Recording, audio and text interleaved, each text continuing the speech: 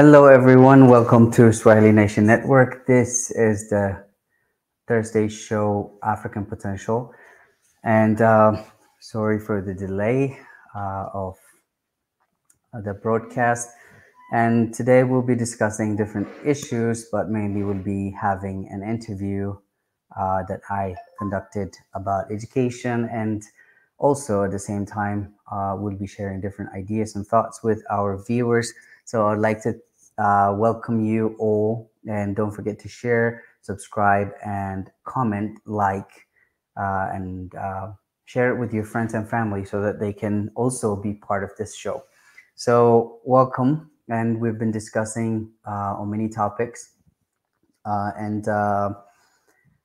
before we start on anything, I would like to take a minute and pray. If you can hear me, um send me a private chat that you guys are listening. So I think my voice is clear and everything. And again, welcome to Thursday's show. This is Abenezer from Swahili Nation Network and One Africa. So we'll be discussing different issues today, and we'll be covering different topics. And you're going to be part of it, and you're going to enjoy, I believe. So we discussed African potential. We discussed different topics, and also the gap between utilizing African potential, and also we started from understanding the word potential itself, and then we came to a point where we have like different topics, like different gaps, different issues that we raise as a problem, and also opinions that we raise as a solution. And one of them being education as being gap for utilizing our resources properly, and for not utilizing our resources properly. So I promised all our viewers and last week that I will have an interview that I conducted. So I believe today you will enjoy the interview, plus, and you will be part of this show and enjoy the today's show. So just to recap, we're talking about African potential, understanding the potential, capitalizing on the potential. These are the topics that we'll be discussing here, and also maximizing that potential and branding the potential that we have, and what are the tools to utilize our potentials, basically. So these are the questions that we will be raising, and we'll be asking you to be part of it, part of the solution, part of the change that is about to come. And change is inevitable. That's also the things that we discussed. And we don't need to have limiting ideologies on our lifestyle, and so that we can be limited into something that we're not. So we need to work on those, and we need to realize that it's important to change, but change for good. That's where we stand. That's how we function. And change is very important for Africa. Change is very important for our personal life. Education has to be redefined. Since the beginning of this show, we've been talking about redefining many things, including the philosophy that we're using. Should we follow the philosophies of to utilize the potential that is in Africa, the human resources, the material resources, the mineral resources, the environmental resources, the climatic resources that we have in Africa? We need to understand how to use them. We need to have tools to use them. And one of the tools that we raised last week is education. Education being the gap, and solving and coming to a perfect curriculum for Africa, Africanized curriculum for Africa, is a solution for being part of the change. And to bring that, we need educated people. We need people who understand the values of Africa, and African culture, African tradition, and African sense of education in the past. So we need to come to an understanding where we can just be part of that, and then understand that Africa needs change to use the potential that we have, to understand the potential that we have, to capitalize on the potentials that we have, to maximize our potential, to its maximum limit so that we can utilize them fully and reach the ultimatum, and also to work on the tools of developing a potentiated Africa with our own African tools. So we need to work on education, we need to work on many other factors, but today I will just show you part of the show, the interview that I conducted, and I hope it's visible. And if you guys can hear me, I would like to hear it in the comment section, and I would like to share the video, and after that we can continue to the rest of the show, and then you'll be part of it. And I will try to include all the show, all the interview, or we can do it week by week. And the first, maybe this week we'll do one of the videos, and the other week maybe the other one, because this person that I interviewed has a lot to offer to this platform, a lot to offer to Africa, a lot to offer to Ethiopia. And I believe that because I have worked with him and I've seen him perform in different environments. And he's an educator plus a lawyer. So he has a law background and also education background. So he has both backgrounds. And, like in changing education, we need laws that are going to help us capitalize on our education system and Africanize our education system, Ethiopianize our education system. So to understand that, then we need to work on different scenarios. So I will take you directly to the file. I would like to share a video file with you, and then we'll be working on that. But before we do that, I would like to take a moment to pray and to start this show. Heavenly Father, we thank you for this day. We thank you for being with us the whole week, and we thank you for the achievements that we have reached so far. And help us in being the change that Africa needs, and in being the change that we need in our lives, and changing Africa for a better tomorrow. We pray this in the name of Jesus. Amen. All right. So we're started on the show. Again, don't forget to subscribe, like, share this YouTube channel to everyone who is African and even non-African. It doesn't matter, as long as they are interested in working in cooperation.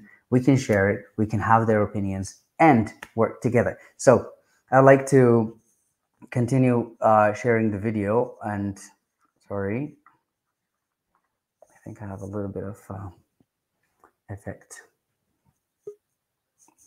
All right. Hello, Mika is here. I think he'll be joining us. I'll be adding him soon. But before I do that, I would like to go to... All right.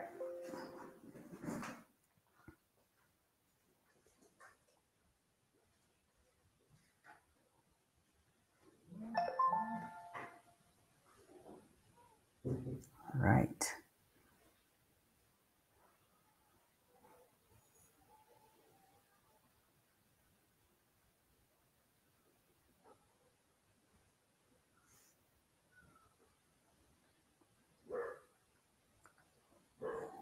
All right, so until then, I'll just be recapping what we have been discussing, and the future of this program will be discussing the potentials. Not only the potentials, we'll be also discussing issues related to the potential. That's education. Those are the tools, and we need those tools to achieve what we need to achieve in Africa. So we need to work on those. One of the videos that I prepared, the interview that I prepared, is on education. So I'll give you the video and you will watch for a while, and then you'll tell me. We'll take opinions from the person that I interviewed, and I believe that this person is very important in this show too. He will be watching at the same time, and he wants to be part of this One Africa team, and he believes in the idea. So I'm going to share the video with you guys. And thank you, Mr. All right. All right, here we go. let's start the video. Then from the video, we can go to the other sessions of the video, and I can add the next video. So here's it. Accepting my invitation to interview you about African potential. But before I do that, I would like to ask you if you guys can hear the video clearly. So if anyone can comment on that, then I'll be able to continue. So Marie Antoinette, can you hear what is being said? I would like to first introduce our network. That's Swyling Nation Network. So the main idea in this network is it's creating an African media that will promote a one Africa, a united Africa for a common good. So we have different sessions every day of the week. This is a session for potentials in Africa.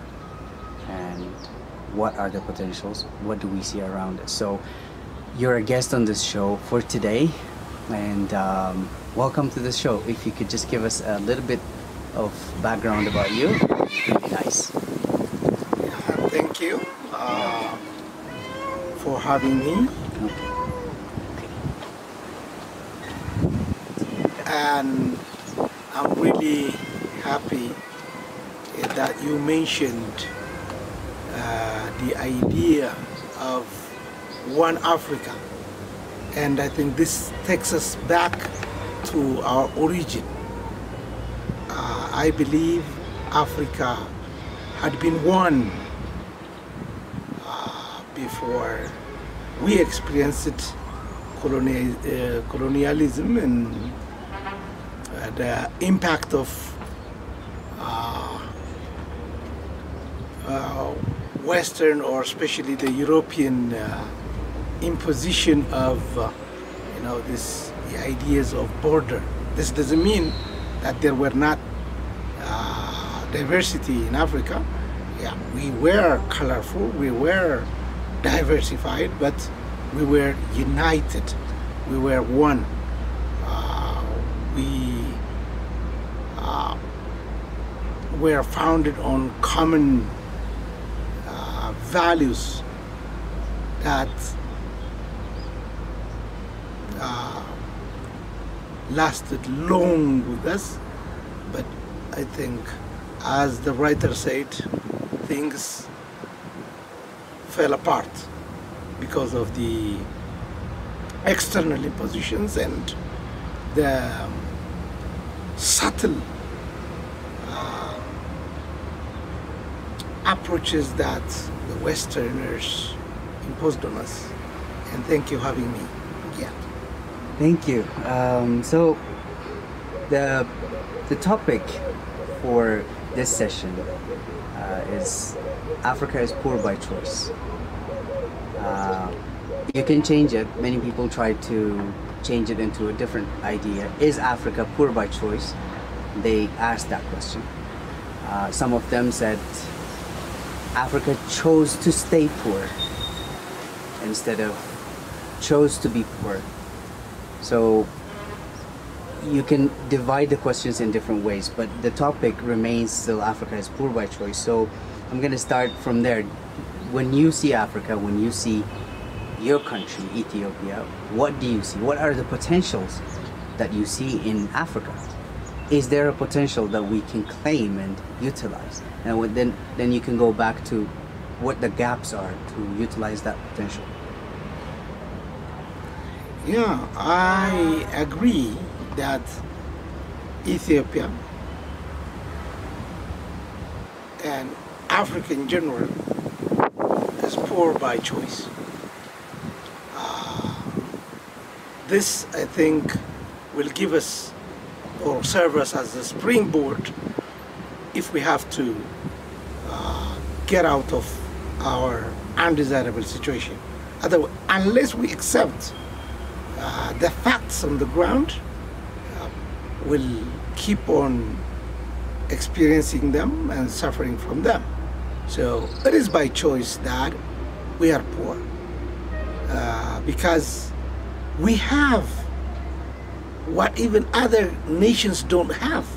Naturally, we are endowed with tremendous resources, natural resources, but we are not using them. Why? We chose to be led by others, especially after colonialism is over. We are still back in that trap, and this is my choice. We fought against colonialism, but we still lead a colonized life. We are colonized by our own perceptions, yes, our attitude towards ourselves, our attitude towards our own values, social values, and our ways of living. We don't respect what we have, so it is a choice, that made us live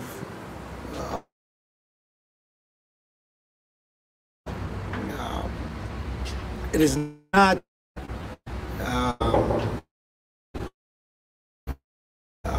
not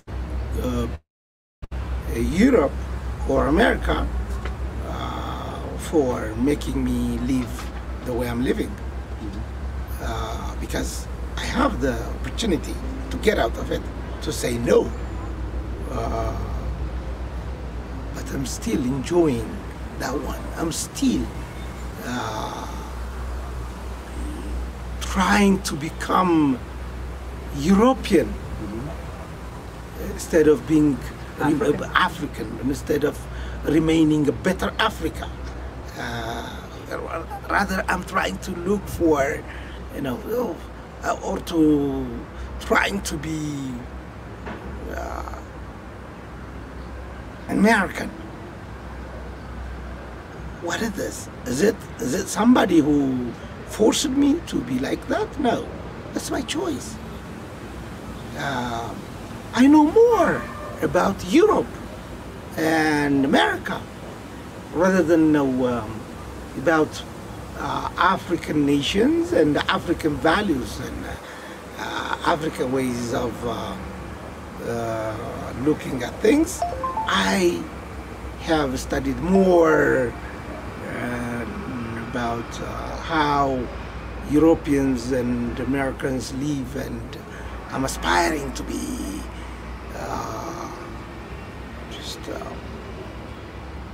to be part.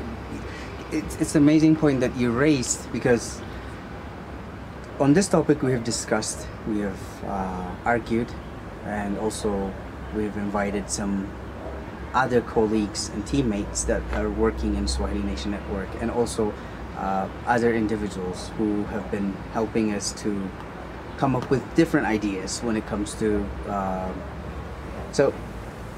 my point will be, where did that happen? When did that happen? How did that happen? How are we still there? What are the gaps? What do you see that we can change? What are the things that we can improve to get out of that mentality? Because we have to decolonize the mind, and to decolonize the mind, you're an educator, and you know how to work on the mind better than anyone, even in our team.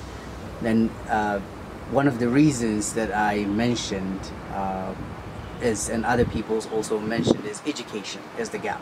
Also, the media is the gap, the education is the gap, that our leaders are the gap. So there are different perspectives. So I want you to see it from that one, and just elaborate on that one. Yeah, the topic we're discussing now is not just a simple topic. It is a very broad, and when we said that Africa is poor by choice, we have to take the blame on ourselves. We shouldn't push it out. We shouldn't, if we shift the blame to others, we cannot address it. We cannot solve it. That's why we have to take the blame on ourselves and work to get out of it. And as you mentioned, education is one of the things. What is education? What are we educating? And why are we educating? Do we have clear African educational philosophy? Do we have one? Why do we educate? We have to answer this question. And by doing that, we can Africanize the education we have. What do I mean by that? African education should address African problems. It has to be contextualized. It has to capitalize on what we have. Education that despises what we have cannot be our education. It is, something that we borrowed, something that is imposed on us, and we are cultivating what others want us to, grow here. What is education for Africa? Can we think of Africa without the current education we have? Then we can think of our own education. We can think of our own development path.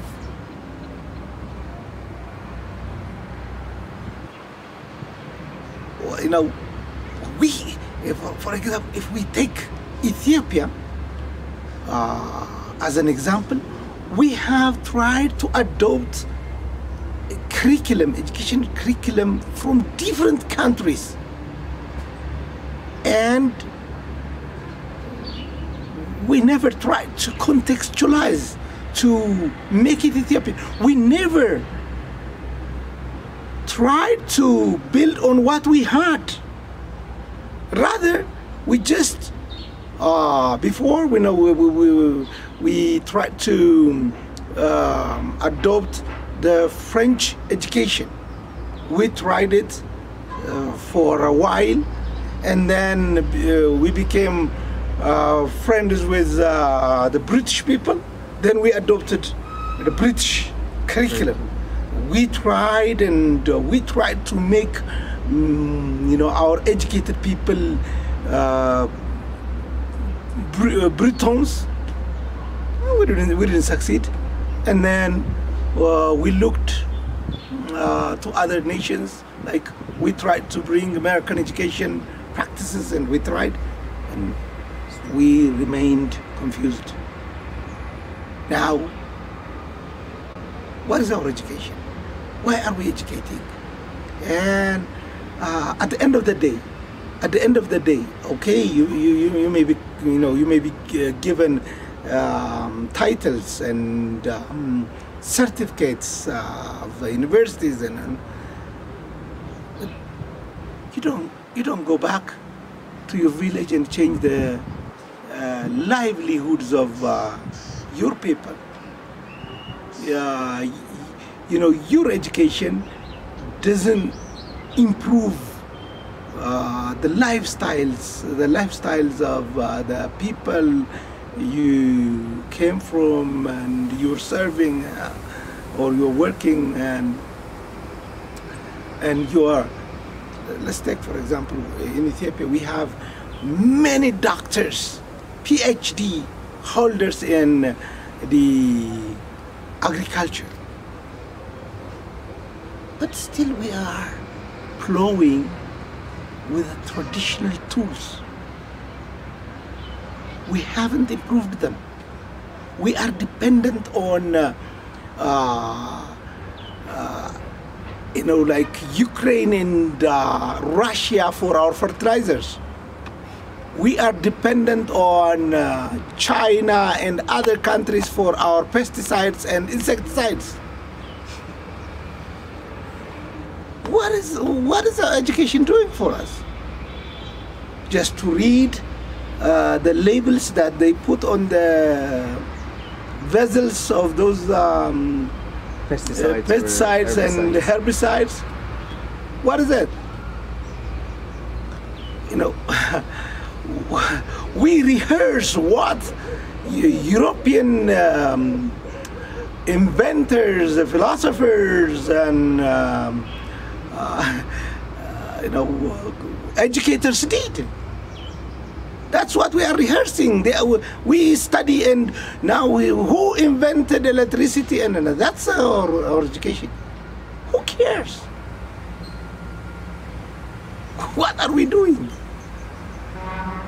Okay, we can learn lots of things from European educators and philosophers, but is education just learning or rehearsing about them, and or learning how they did those innovations and those discoveries, and adopting to our own situation, contextualizing, or trying to address our own economic, social, political, and what have you, problems.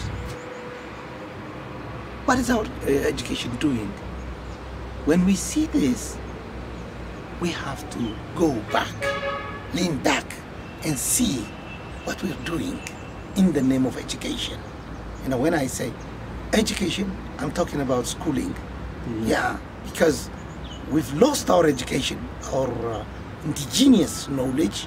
We didn't capitalize them, we didn't value them, we didn't capitalize on them, and use the European or the Western education as a tool to improve our own situation. So I think we have a big gap with our education. Our education is not really our education. It is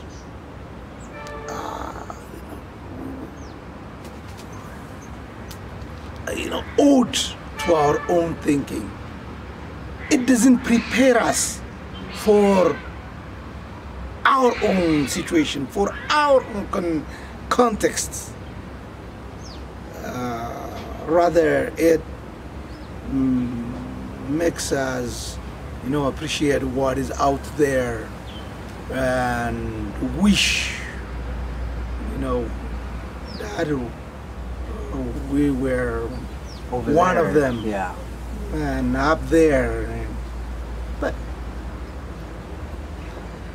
we have tremendous potential if we have to start thinking our own ways and learning for ourselves, and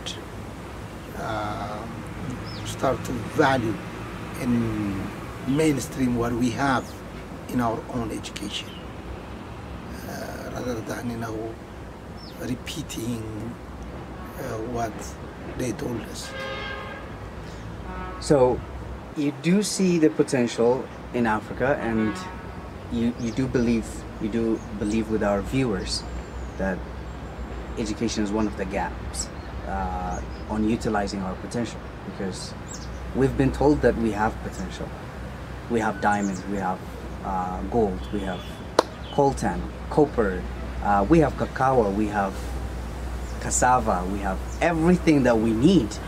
We have a land that's fertile. Even if you throw something, a seed that you have eaten, and then it can grow back, and then you will have a mango tree by the end of 3-4 years. You will have a fruit of mango on your backyard just because you threw the seed. That's the potential that we have. So how do you think we can Africanize? What's your opinion of Africanizing the education system? How do we have to work towards it? Because unless we improve the education system, we're not going to use and utilize the potential that we have. What's your opinion on this? I don't know. This is, it bewilders me, and then when I think of how much confused we are, I just get lost. And the education that we have passed through has made us totally look out there, not just down here on our own ground. What is it here below my feet? The education that I studied.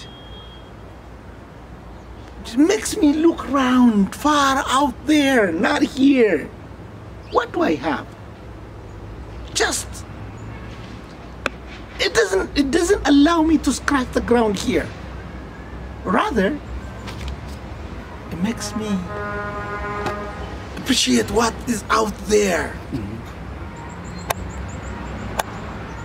It doesn't, the education, the education that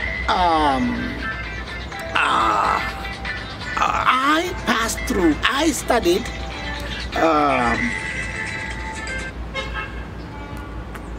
makes me, it doesn't make me, see my neighbor and see the values my neighbor has in his practices, in his way of solving problems. Rather, it makes me despise just what is native to me, what is close to me. So we have to redefine education for our own situation, for our own problems, for our own resources, for our own potential. I don't think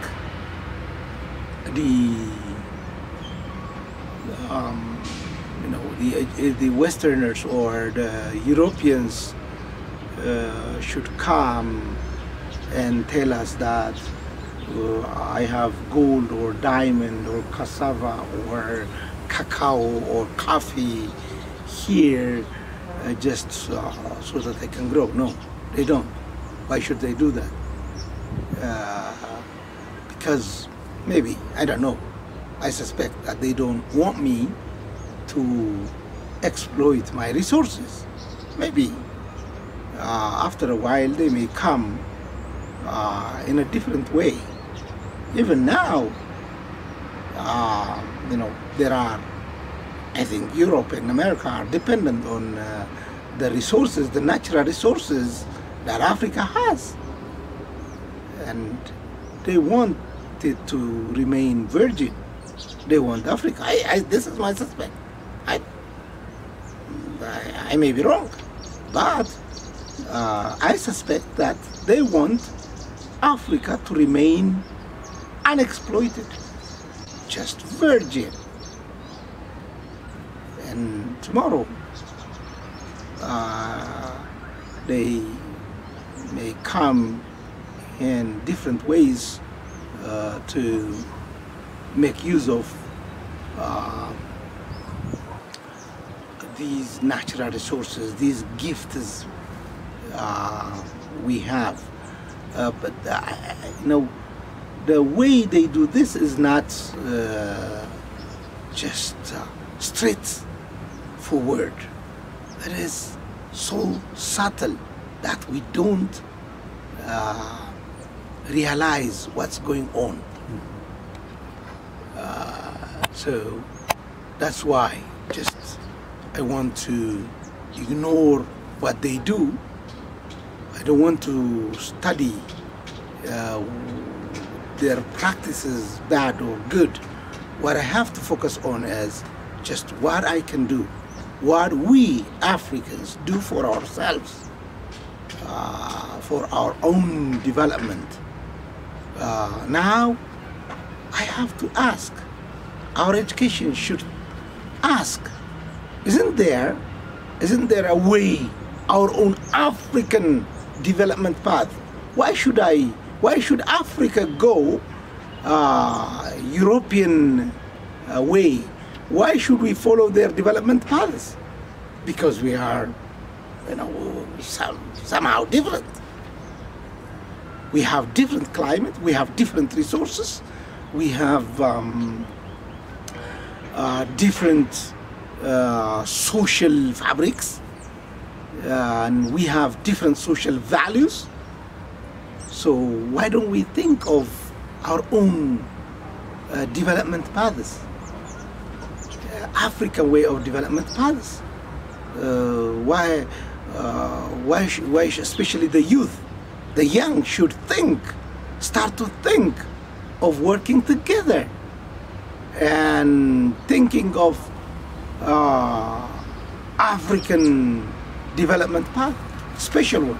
I think China has started it. China refused to follow Western development path, and it's succeeding, I think. Well, there are things that I disagree with the way China handles things, but I also have things that I support. I don't mean that we have to copy China, either China or Europe or Westerners. We have to think of our own way of development. It's good that you brought that up, because in our last discussion with our viewers, I suggested that this is the reason that I came to your school today, and that I want you to give me an insight on competitive and collaborative education system at the same time, because now we're competent. We're competing by, like throwing the other person and then running for our lives. It's run for my life, not let's run for our life. No one will call you and tell you that you have to run for your life. They will just run for their life, and they will forget you. They will even forget that you existed. This is the youth that we have nowadays. And then when you see that, there is a huge gap. So I want you also to give us insight on collaborative and competitive education. Which one should Africa adopt? And on the other side, I want you also to give me, because I said Africa should come up with a different philosophy than democracy, Marxism, or Leninism, or communism. We need to create our own philosophy and, like you said, a development path. African development path. African philosophy of living together and collaborating. To collaborate, though, now our system is failing and clashing with each other. Now we're not collaborating, instead we're fighting. Do you believe that if we followed a collaborative education system rather than a competitive education system, creative, self-reflectory education system, we would succeed? And on those points, if you can elaborate. Yeah, I think this is, cooperation, collaboration is basically African value. This is how we lived. Had it not been for the impact of colonialism and slavery, these were the values that Africa stood on. And our modern education, our modern schooling practices should capitalize on that one. We have to go back to our origin. This doesn't mean that we have to remain, herding and hunting. No, because whether we like it or not, the world is becoming just like a big village, and we cannot remain totally isolated. But we have to come to that big village with our own value and add value to the village, because we have our own color, our own taste, our own flavor, and that's collaboration, cooperation. We Africans just cannot adopt this individualistic life.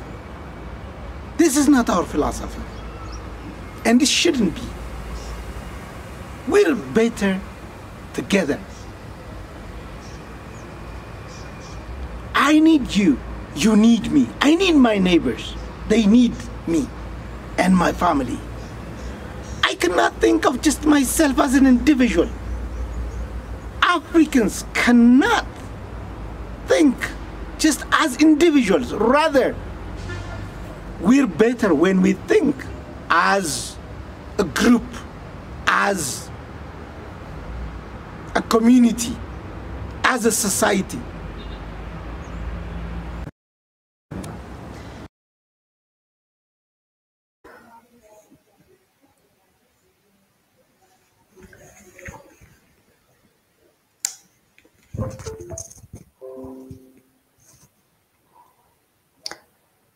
Hello, everyone. Again, I'm back with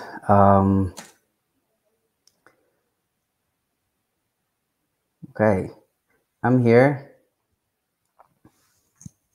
I'm back again. I don't know if I should continue sharing the video, and or if you can guys hit me with a comment if you want me to continue with the video. I can continue with the video, or we can have our discussion based on the current video that we're actually observing. We observed, and we can continue on discussion points, and maybe we can digest this one. Maybe next week we can continue on the part 2 of the video, and then we can so if you have any suggestions, please be free to write in the comment section before I start sharing the other video, or I'll continue sharing the other video and we can continue the discussion later, because I don't want to take time of discussion, and I don't want to just only share the video.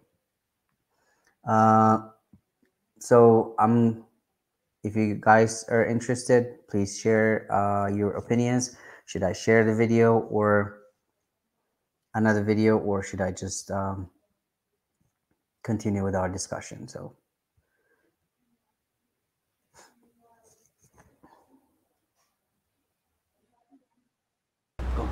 And so I'm gonna continue sharing. Okay. Education has to contribute values or contribute, ideas to the flourishing and development of these African values. Now, our education, the practice we have is totally owed to our lives. It is a stranger. Our education, the schooling practice is totally a stranger to the real life on the ground. Let me just mention one thing from our own practice. Our Ethiopian Constitution says education should be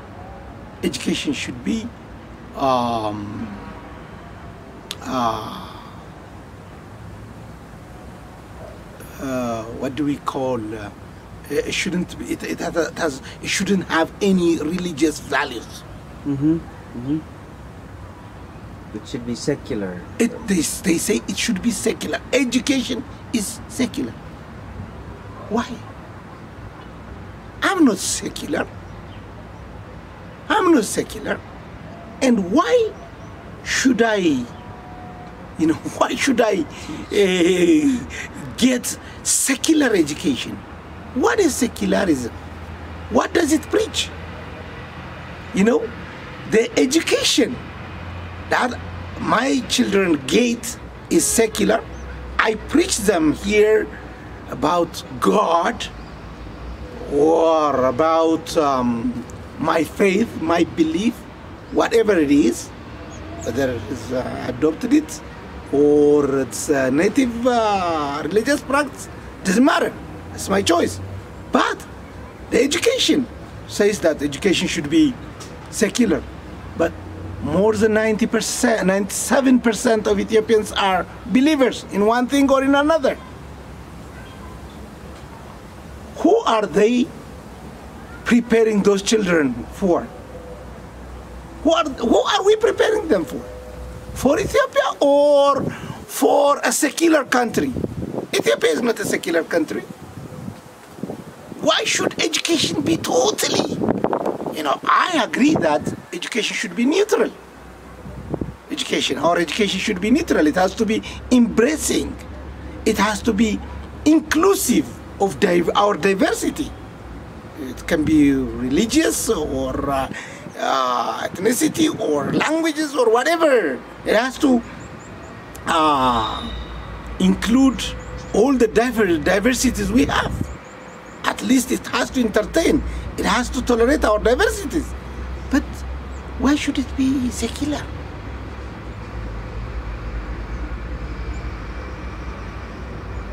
Does it mean that being religious is wrong? Well, we are confusing our children. Because our education doesn't capitalize on our values. It doesn't value them. It doesn't consider them. It doesn't include them. They are not there. So we are producing, people or citizens who are double-faced. They are not united. They are not one. Their thinking is different. When they are in the church, they become very spiritual.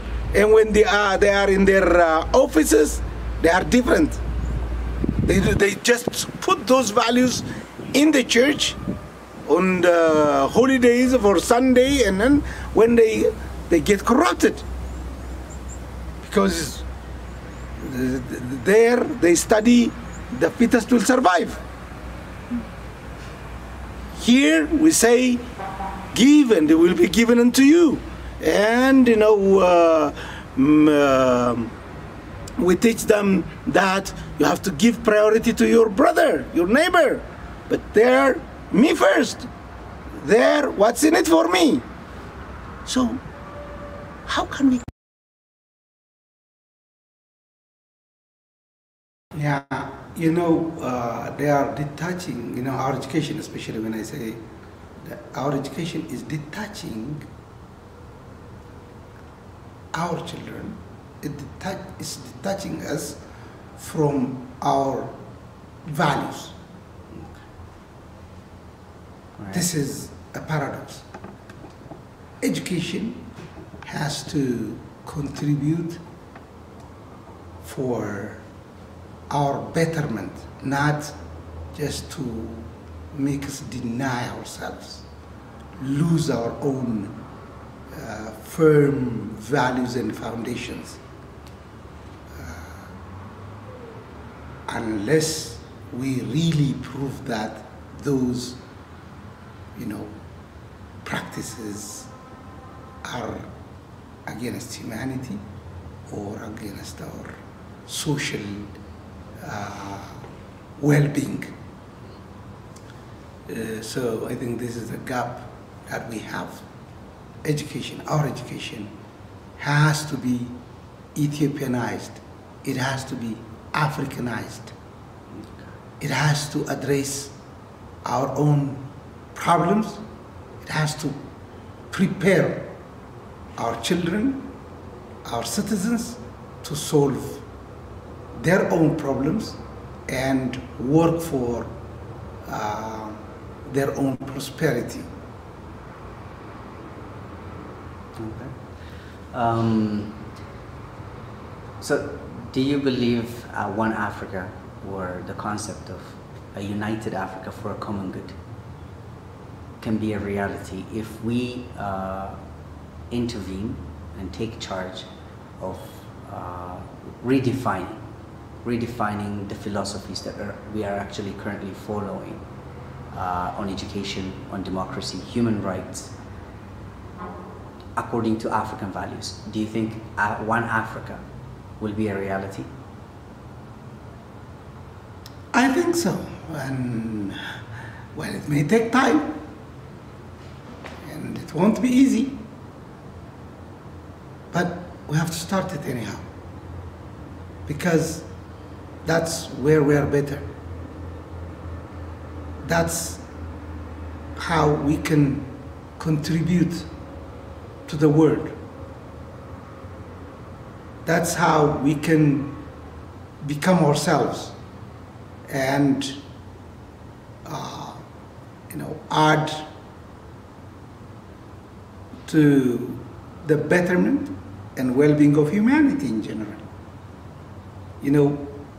We cannot add value to the world by denying ourselves, by just throwing away what we are and what we have. We have to be confident enough with what we have, and we have to work to benefit humanity from Africa. And how? By becoming one Africa, because that's what we had been. And we can, of course, learn from our neighbors so that we can get connected. We cannot be just islanders, just on an island. We can learn and connect with others, but with our own values, with our own qualities, with our own resources, with our own opportunities, and what have you. And it takes hard work and discussion, more and more discussion, and coming up with what we have in common and what we should have in common. And we have to, as I said, it won't be just an easy task. It will be a long way, but it's reachable. We can reach it. We can realize it. My generation may not see that realized, but our children will make it.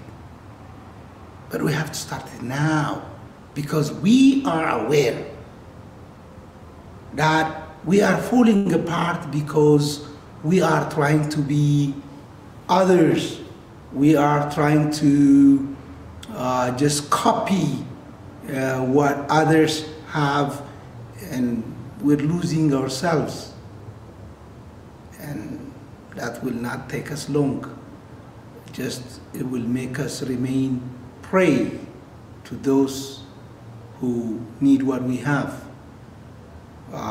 It will just, as they said, it will make us remain useless eaters.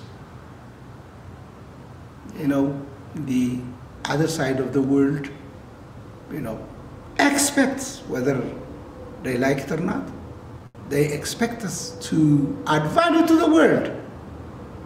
They expect us. If not, they will continue defining us as useless eaters. And I don't think we want to remain that. And I don't think we want to be defined that way. Well, by telling us this wrong perception again and again as useless, they are trying to make us believe so. They tell us in different ways. Okay, well, what has Africa contributed? Oh, come on. I have listened to one argument. Africa is the wealthiest continent in the world, the wealthiest. And it feeds the rest of the world. They are not helping us. We are helping them. America is dependent on Africa. Europe is dependent on Africa. But we don't know. We think that they are helping us because they send some dollars through the financial institutions like World Bank and IMF. No, they are just throwing the scraps. They are taking. They are not giving us. Rather, they are taking. But we are not aware. Why? The education we borrowed has blinded us. The education that we are studying how they helped us become better. No, they gave us different agendas and make us fight on those agendas as if we don't have common interests, common values. They put us see to different directions rather than focusing on our common good. So we have to come back home and see what we have and work toward this,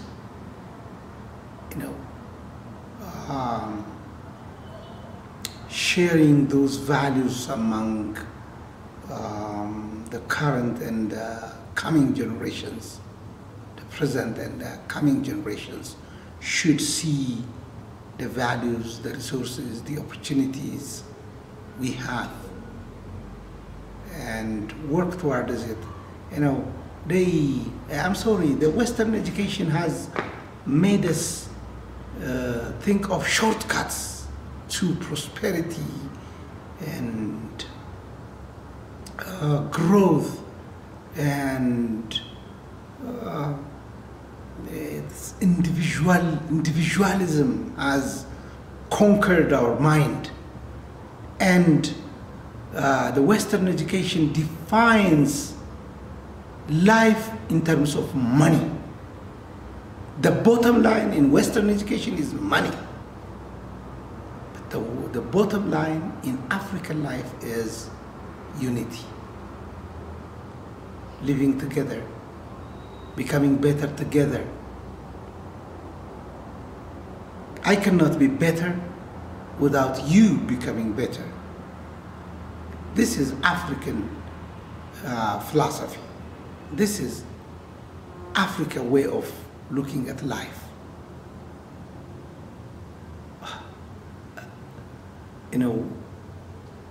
We have to redefine whatever we have, and it's achievable. It's achievable, I believe. But it takes hard work and patience. Patience on, even when we, those who listen to you today with this idea may just slap you in the face. Doesn't matter. Time will come, and this seed will grow and will multiply. Just what you are doing now in this program, just look at it as a seed. And when it is a seed, take care of the seed and plant it. Don't worry. We are in Africa, it will grow. Look at the forest. You have a seed at hand, but look at the forest. It will grow into forest. It will become a reality because it's in us. It's in our blood. We cannot detach ourselves from what we are. Yeah, we can deceive ourselves by just bringing ideas from here and there, and we may continue confused just for a while. But if we are really committed and work towards our better future, one Africa can be realized. It can be really, because the potential is there. We have lots of things in common. It's only rediscovering them, just removing the dust and then showing the beauty in unity, the beauty in oneness, the beauty in being Africa. They told us different stories. This one is better than that one. Hey, no, you can't, because you're special. You cannot, work with that one or this. No. You see, forget that one. We were colorful, but we were one.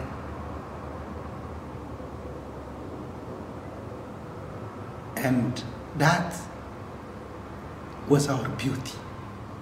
And it takes us showing the present and the coming generations those spots of beauties and making them stand out, shine. Patience is what it costs us, the price we have to pay. Patience, commitment, and time. Thank you. What's your message at the end of the day for our viewers in Swahili Nation Network and people who started this One Africa idea and all the viewers of this channel? What do you send out as a message for all Africans all over the world? Yeah. For Africans,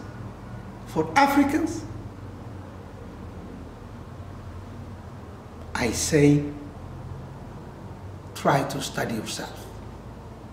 Go back to your origins, study, and see the beauty we lost.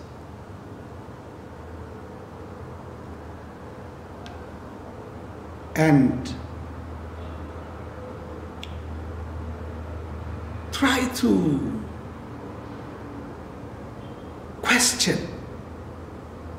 question, why are we in this situation, the current situation we are in? Why are we really fighting? Just ask, are you, just as an individual, are you interested in fighting?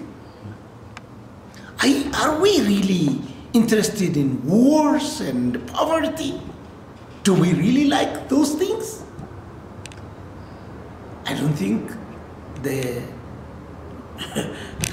an African will say, yes, I like war, I like poverty. No. But why are we in this kind of life? Just ask and try to find answers for yourselves. And you will see the impact of our education, the impact of what we've heard from others. And for our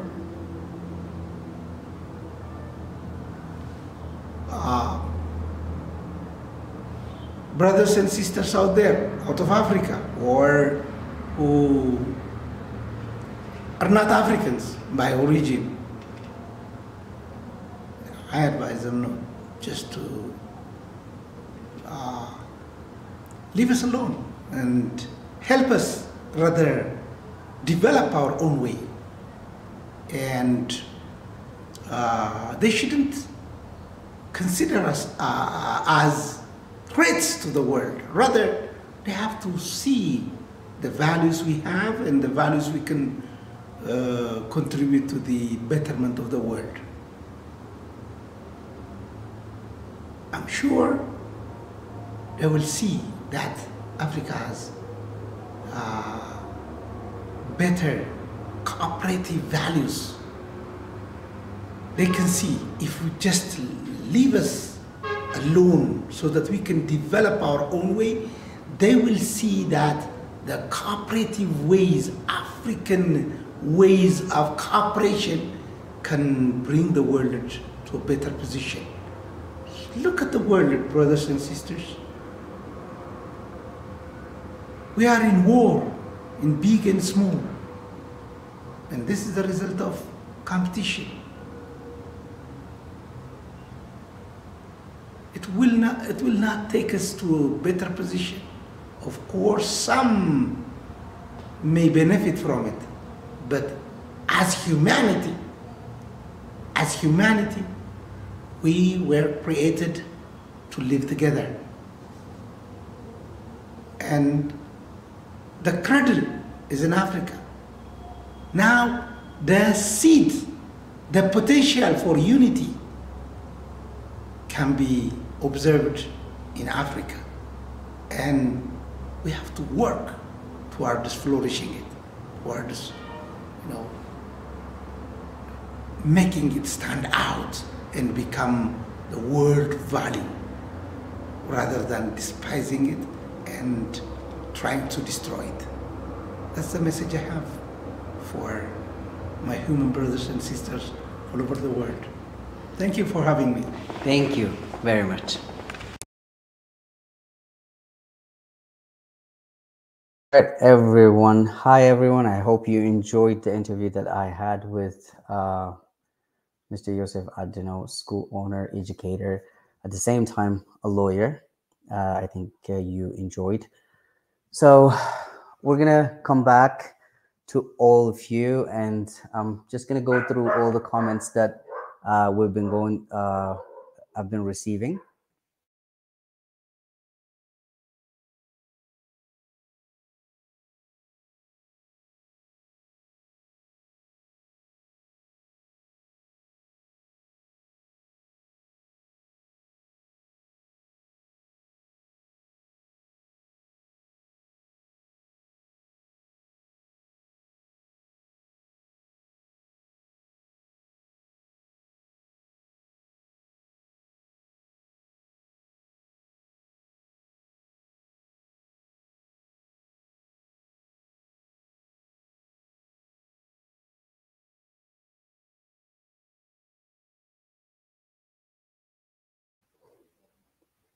All right, technical problem. I'm sorry for the technicality issues. This is a different platform than before. So I'm the admin of the channel now, so I have to do all of the things at the same time. So sorry for the technical interruption in between. So I'm going to go through the comments, and I'm going to read out some of the comments, and I'm going to invite you to join in. I'm going to send out the link right now. So I'm just going to share with you the link, and then you can just join in.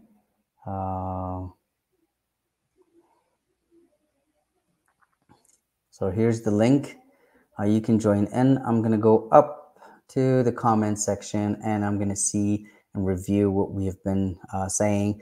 So Nana Dream said, I agree with the idea, and something that was taught to us, Vienna Pearl, something that was taught to us to keep us where we are. That's so true. I agree with that one too. And also here we have John X, who said we were taught to be the worst of them. And Nana Dreams again, shame in this modern day. Of course, it's a great shame. And we have everything. Yes, we do. Vienna Pro also said, we have to form a group of educators who redesign curriculum. We need local educators for each country. We need national continent-wide group composed of educators from each country. That's true. That's, I think, that should be our focus as One Africa, and as Africans, we need to focus on that one, and we need to work towards that. And everybody's here, I guess, and Vienna Pearl again suggested that we need to be empowered and realize we are our own solution. So many of us recognize the problems, but stop short of realizing we have the right and the resources to change these things. That's also true.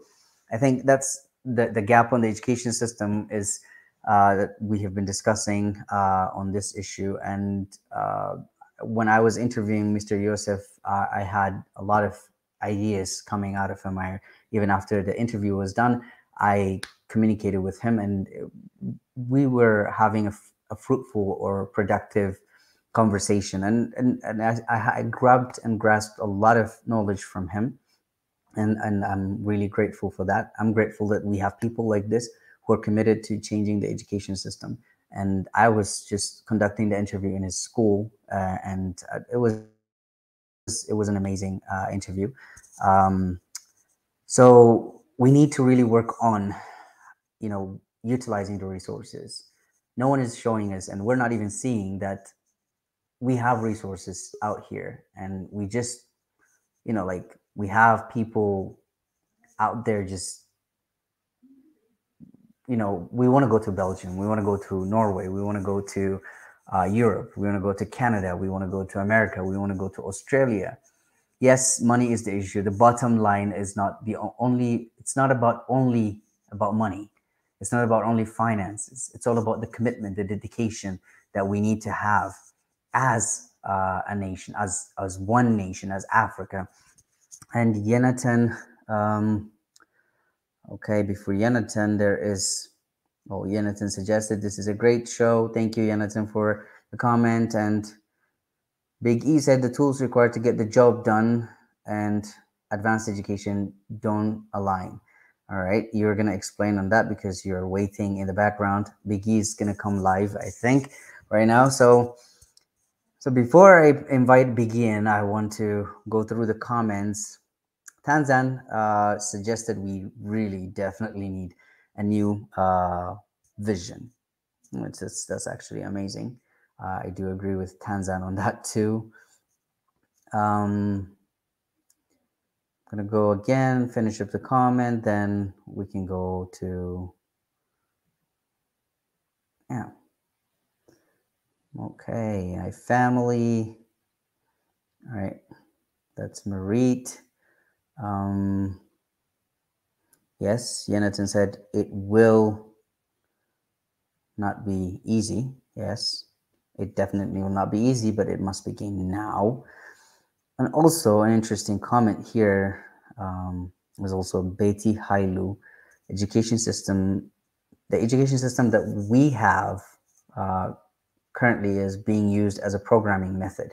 We're taught who to become, what to think, what to do. It's not empowering and doesn't lead to self-actualization. That's an amazing point that Beti raised.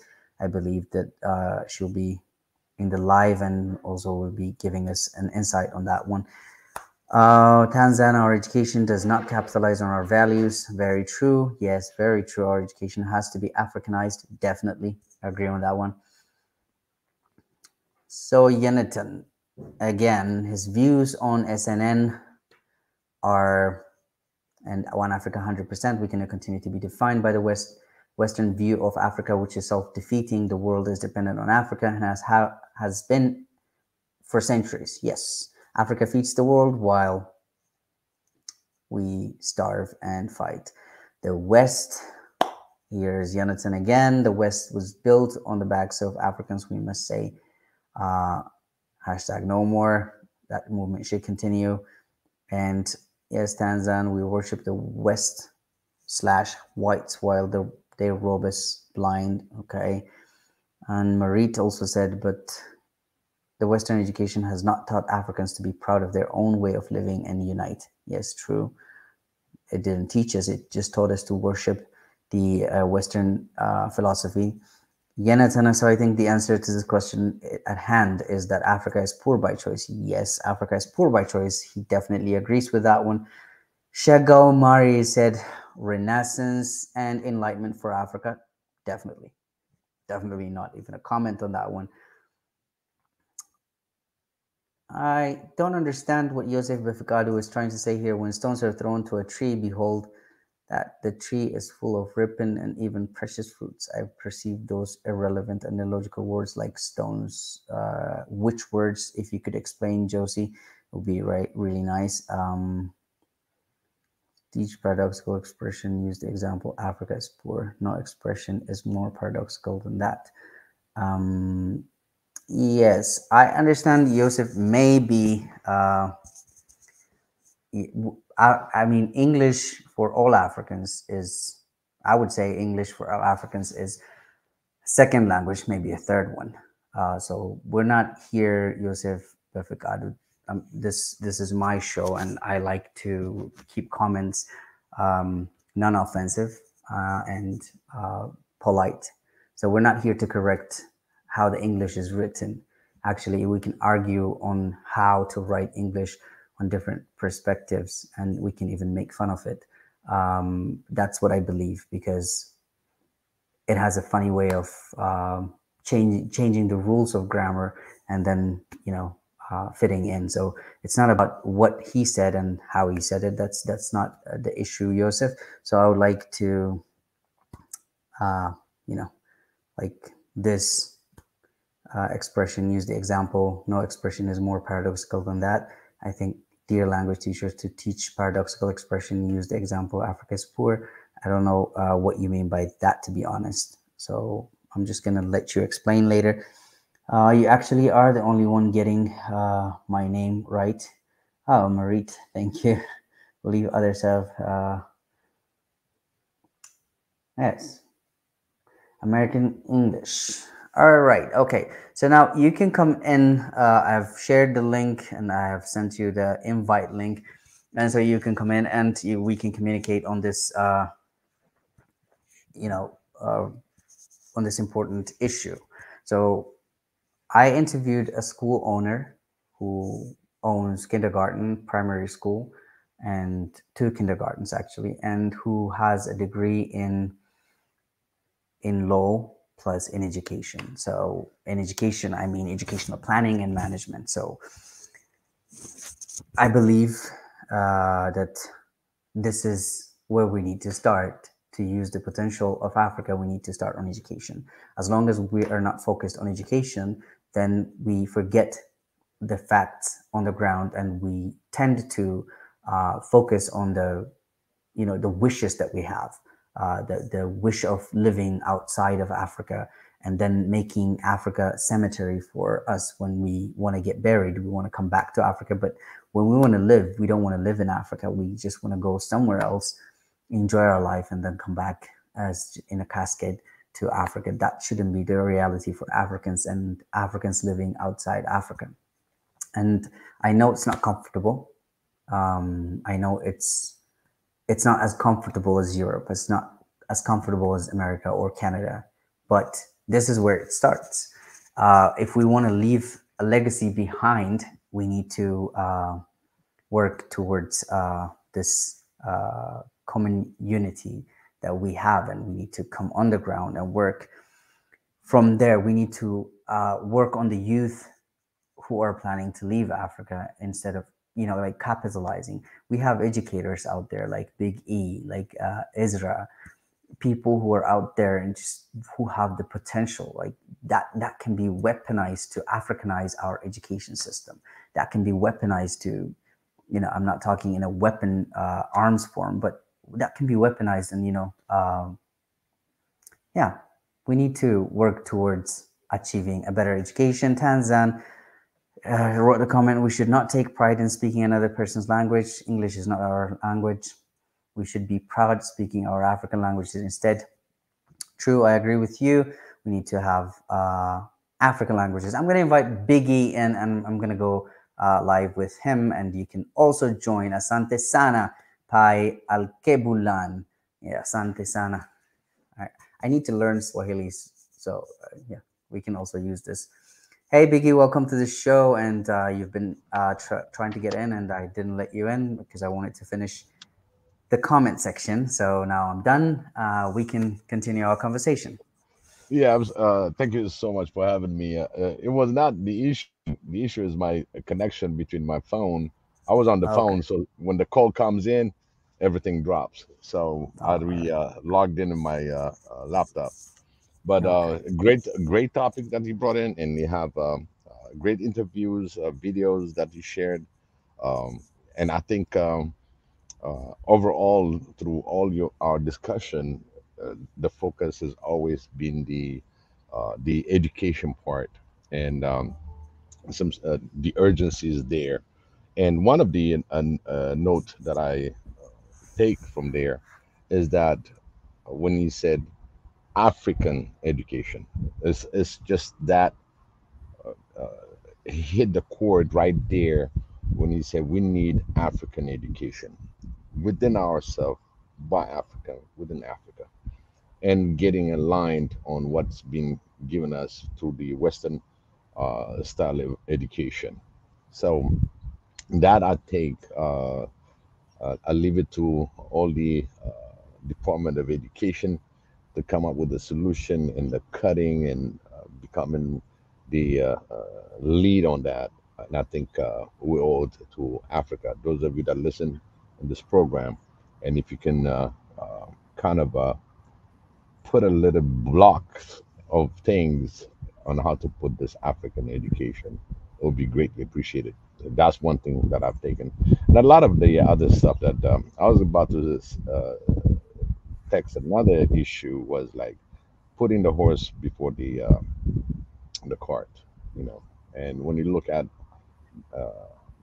little cartoon character they showed, you see the horse behind and the guys up front, and I'm looking, oh yeah, you know, we we can imagine it that we have people that have PhD in agriculture, but the PhD, that's where I come in, that the tools that needs in order to be successful with the education does not align on what you have on the ground, because he mentioned that we still use the old way of farming.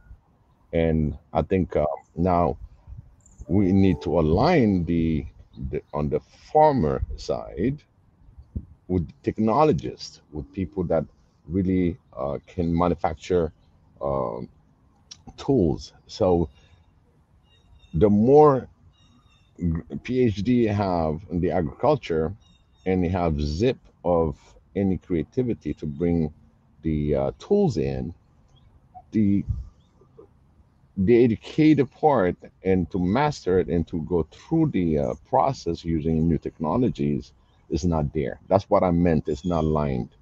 Let's say you're a doctor, you Yeah. become a doctor, because this is something that's being given to us through the West education.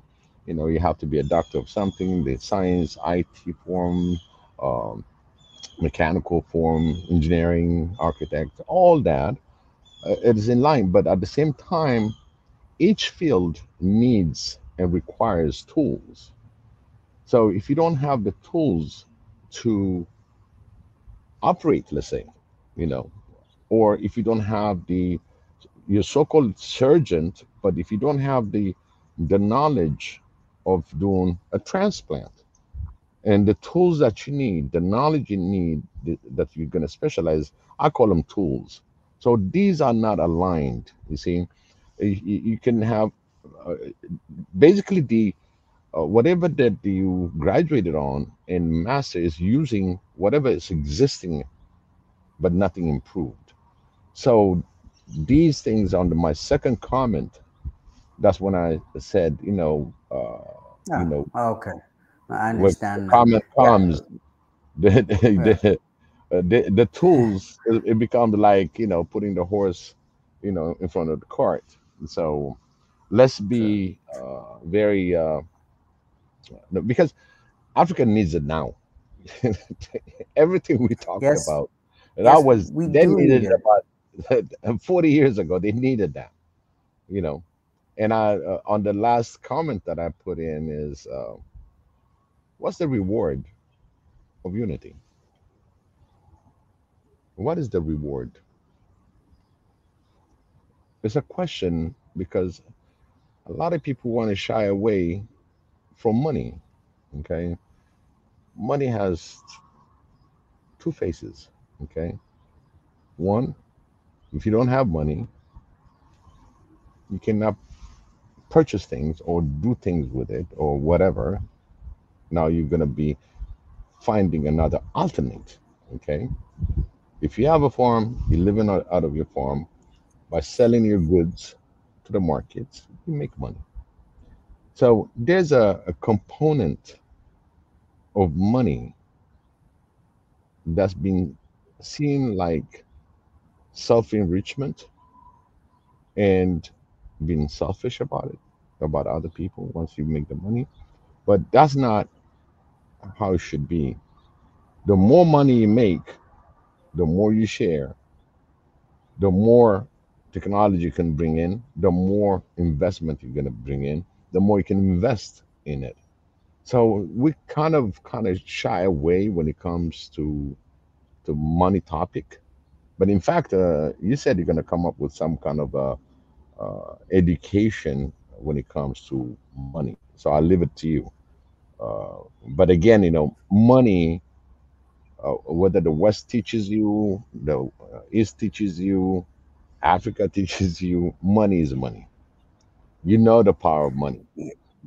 Yes, Biggie, we understand that, but our money is being redefined for us because we have devalued, even in Ethiopia, we have devalued our money 100 times just to for a piece of paper from the United States of America. We own the gold, we own the diamond.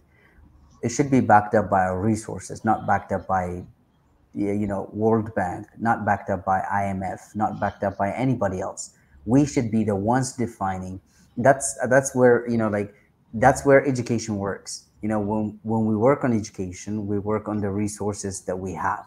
So we will capitalize on our youth, capitalize on our children, to equip them well on on using and utilizing the resource that we have, instead of focusing making the bottom line all about the cash flow, the dollar, the all those things. Yes, we are in a global transaction, I understand that one.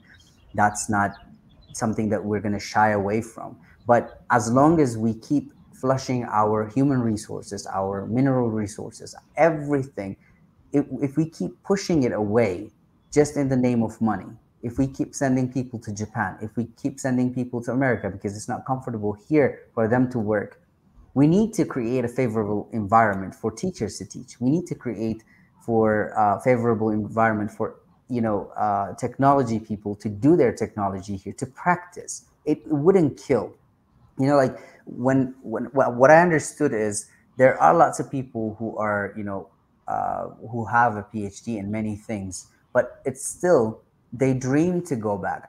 My teachers, basically my teachers left, all of them left, for where they went for scholarship. They just took their family and then they fled because it's not favorable here. We need to create that favorable environment so that we can capitalize on our African education, so that we need to work on our unique pedagogies that we have, and we're going to come up with that one because like we need to really work on the gaps. These are the tools. Education is a tool. Yes, money is the tool, but how do we deal when we make the deals? We have to really be strict on how we make the deals with the West, on coffee, for example, on gold, for example, diamond, cobalt, all those things. When we make the deals, we really have to be critical on those things. I think that's where we need to set, like say, yes, money is crucial. At the same time, money is the reason that our people are fleeing. Money is the reason that we're not really actually being valued. And every time they come up with something, they just devalue our money and then tell us, you're poor, your money is not worthy. Actually, they're poor and our money is worthy, and they want us to believe. That's what the education is doing to us. They want us to look out there, not here, not on the ground. They don't want us to dig the ground. They don't want us to touch it. They just want to create foundation. Even, for example, last week's discussion, a week before, I think Marit was with us here. Marit suggested that when there is a coffee problem, coffee farmers suffer, and Holland imports coffee from Uganda. And then when the investors go, they don't want to increase the price for them. Instead, they just want to create a foundation, an NGO for them, so that they can fend off NGO. They own the farm, yet they don't have enough cash flow, so they're forced to sell their farm because they believe the coffee farm they have is worthy of just a paper. Money is just a paper. It's the concept of money that we really need to work on. That's where the education comes in. That's where the education Africanizes it. Like the concept of money. What's money for Africa? How should we define the economy in Africa? How is it going to get stronger and better? That's in the unity. So, yes, Biggie, I understand. Actually, you gave me clarity on that one. I'm going to read some comments and I want also your opinion on these ones. Gele Adino here says, politics is the solution for every problem. When Africa gets selfless leaders who are willing to sacrifice their personal interests and install rule of law, then everything will get an answer. I don't know if you agree with this. I'll go with my opinion, and you can come up to this comment, and we can, share, digest the idea how this is related to the potential of Africa and utilizing the potential of Africa. I would like to hear Galai's opinion also at the same time, but my belief is politics. Most of the time, the politics in Africa is like the leaders are expected to be, what do you call it, divine. This is our problem. Our expectation is a divine leader, a leader that doesn't make mistakes, a leader that doesn't laugh, a leader that doesn't have fun, a leader that doesn't make mistakes. Like, he's not at fault. So we always are pickers, so that, like, we pick points. We don't, talk about the strength of a leader. We just talk about, the weakness of the leader. We talk about the mistakes that the leader has made. Yes, many people have made mistakes, many leaders have made mistakes, but these leaders, the leaders that we are expecting to be selfless, they just don't pop out of the blue. They actually exist in the community. They actually exist within the people, and that's where the education works. It, does work. Ethical works. If we incorporate African values, which is unity and collaboration and cooperation, if we incorporate those values to the education system, then we have selfless leaders who are going to work for their country, for their children and grandchildren. That's, I think, where it comes from. But we're not going to get an angel who's going to lead Ethiopia or Uganda or Kenya. We're just going to get a human being just like me, who is incapable of perfection and, righteousness. We can't be righteous in every aspect of our life. We make mistakes. But the question is, do we just focus on the mistakes, or do we actually value? And I don't believe politics is the only answer. If politics is the answer, we really need to define what the rule of law is. Is it just the rule of law that the West gave us? Is it the rule of law that the democracy that we are taking in civic and ethical education that we're learning every day, like from grade 5 to grade 12 and university? Is it that rule of law that we're talking about? Because that rule of law is just on papers. It's beautiful on papers, but it's not working. So we really need to redefine the politics in Ethiopia at the same time too. So what's your take on this, Big E? It is a big one because Galai put some fire in this question, because if you really read what he said, politics is the solution for every problem. Okay, you know, yeah, I mean, because even in the corporate world, in a work environment, there's politics. In order to get something, you're gonna have to work on something. So you got to play the corporate politics also, just in general. But I just want to make sure that we're not complicating ourselves with the politics solving every problem with leadership too, because they have to practice politics. Because there's one good saying that my father told me when I was young. He said, "You want to be a great politician, you better learn how to lie and make sure that you lie good and it's tangible, as possible. But when you fail not to attain it, at least you mentioned them. That's what I was planning to do, but I got cut short." So when I say liar, it doesn't mean that they lie that they're gonna achieve it. It's just they cut down short on their term and they never succeeded. But at the same time, they bring that information for the next leader or to the following leader in order to pick it up, try to work with it. So what makes the first one that failed, that could not make it, it makes him a liar because he didn't fulfill his promise. So we all know and that a lot of leaders, don't get to achieve that. Some of them get cut off short. Somebody comes in the office, and then that notion of what he promised, there always been the attraction of the people that voted for him. So the next one is going to pick up the same thing and try to negotiate. So basically, when he said the politics side part of uh, solving problems, yes, you have to play the politics nationally, internationally, and literally globally, where you stand on seeing your enemies, your opposition, and at the same time, how to adjust yourself and correct yourself fluidly.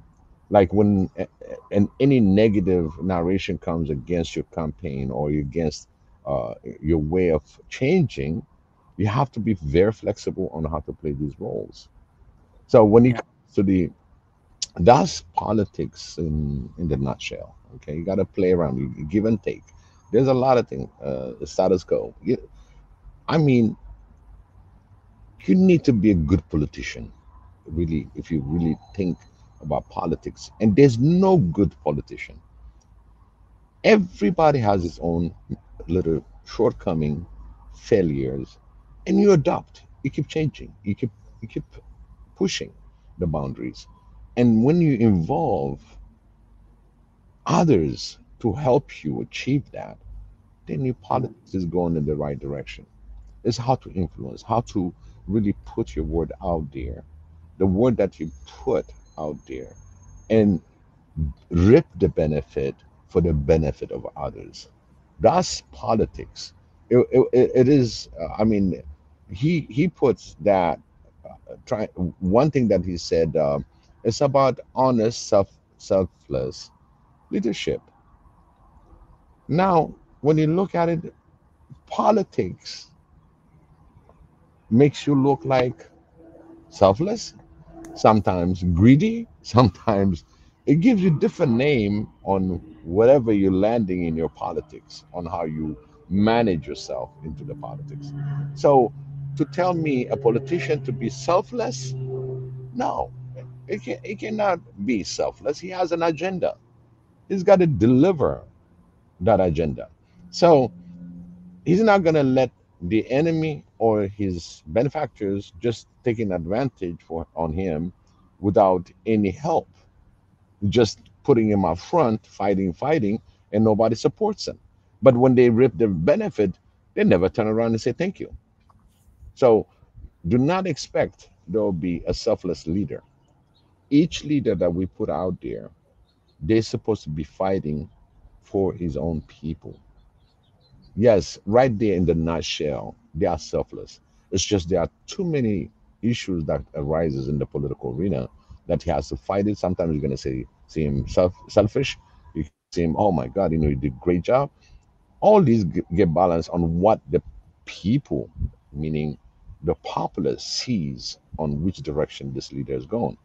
If you notice, a lot of the leaders they got maybe about 65 to 70% of approval rating. What about the 30%? Those 30% are going to say, hey, man, this guy's selfish. He only watches his own way. He doesn't care about us. So that tells you there's always going to be a gap. And it's how to close that gap. So Yeah. you brought a great comment. And we encourage you to join us also to And yeah, explain his opinions and ideas. It exactly. will be really nice to have him on the show, and then we can understand what his perspective is. Absolutely.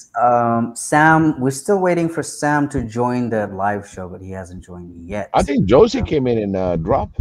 That was yeah, Josie, right? some, yeah, I don't know, maybe connection, but he's Yeah. already out. He's not even waiting in the background. I already Yeah. let him in, but I was just gonna give him a time. Probably dropped. Yeah. So, how does unity work occur, and all those things were laid out here by Sam. He's been asking, but I want you to ask live in the show with me and Big E, and you know, just join us. And someone here says Sam is Ethiopian Prime Minister. Oh, nice. Okay, so just join us, Mr. Prime Minister. So, Jonathan said politics is, if practiced, as the power of persuasion to. Okay, Josie's back. Mickey's here. I'm gonna add both of them. I'm gonna start from Mickey, and I'm gonna go to Josie. Mickey, welcome to the show. Hey, welcome. How are you guys doing? We're doing Doing great. good. How are you? I'm doing good.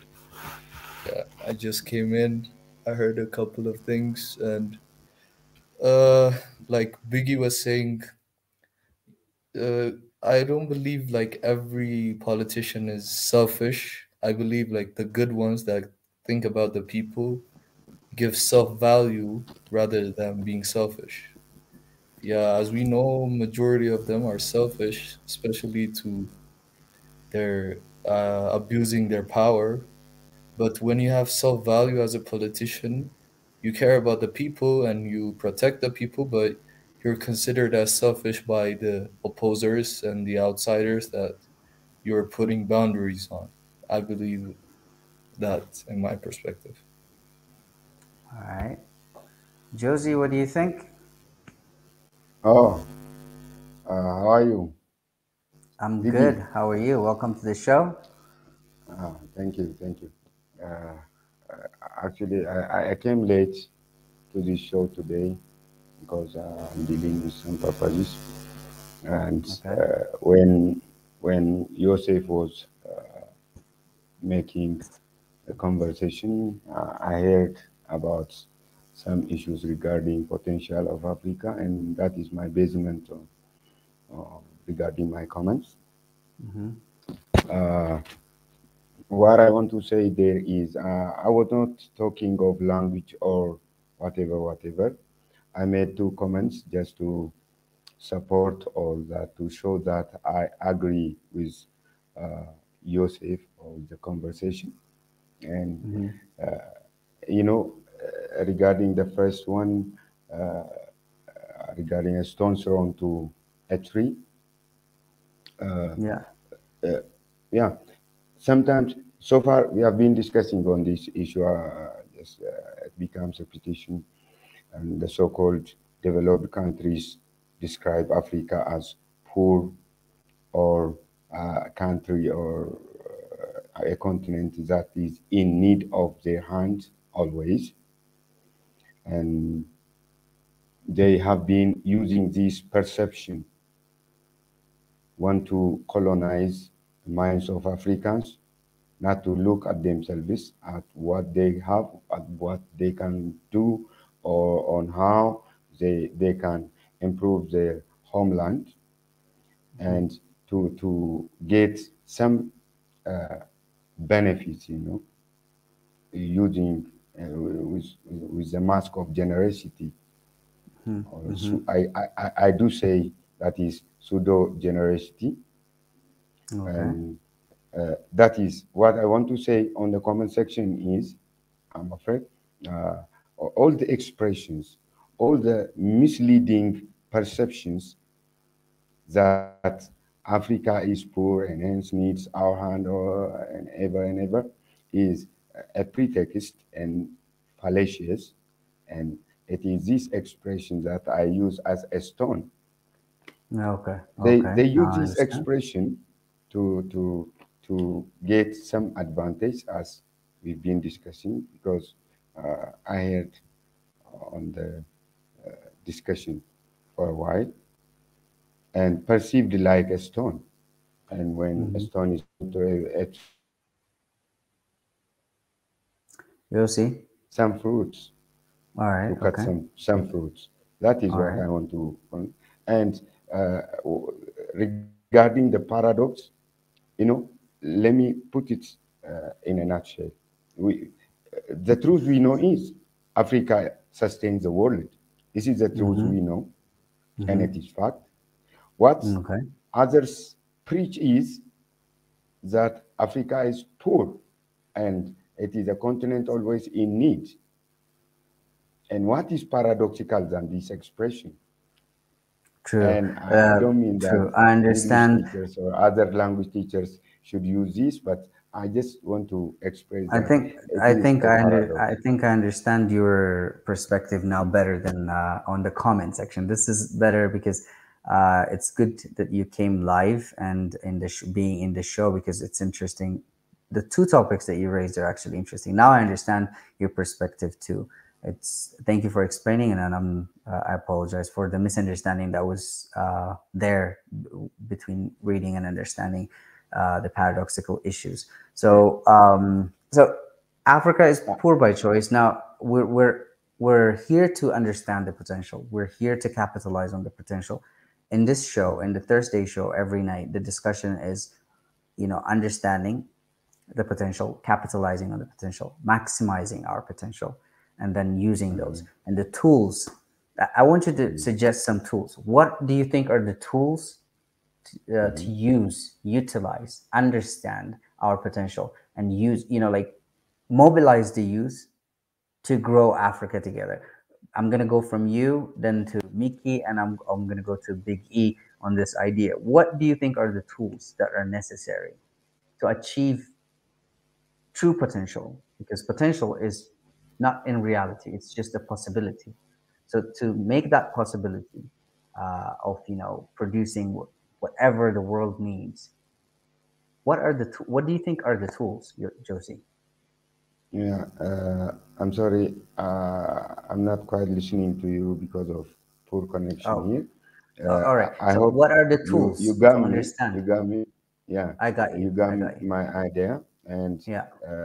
regarding and so please just we need to correct each other. Yes. We are Yes. not We do. perfect here, but our mission here is to decolonize the mind and to demonstrate the right picture, the actual picture of our continent, and that is why I wanted to comment that. I All don't right. think you are listening to me clearly. I can hear you. Can you hear me? I can't hear you. Okay. Can you hear me, Miki? Yeah, Yeah, yeah, I yeah. can hear. Now, Yeah. Now you can hear me, Josie?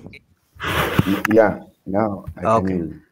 Okay. So my question to you is, Mm, we're here on this show. We talk about potential of Africa, and we want to understand African potential. We want to capitalize on African potential. We want to maximize African potential. At the same time, we want to um, maximize our potential to its ultimatum. And what do you think are the tools? Any tool that you think, if you can just suggest, then I'll go to Mickey, then I'll go to Big E.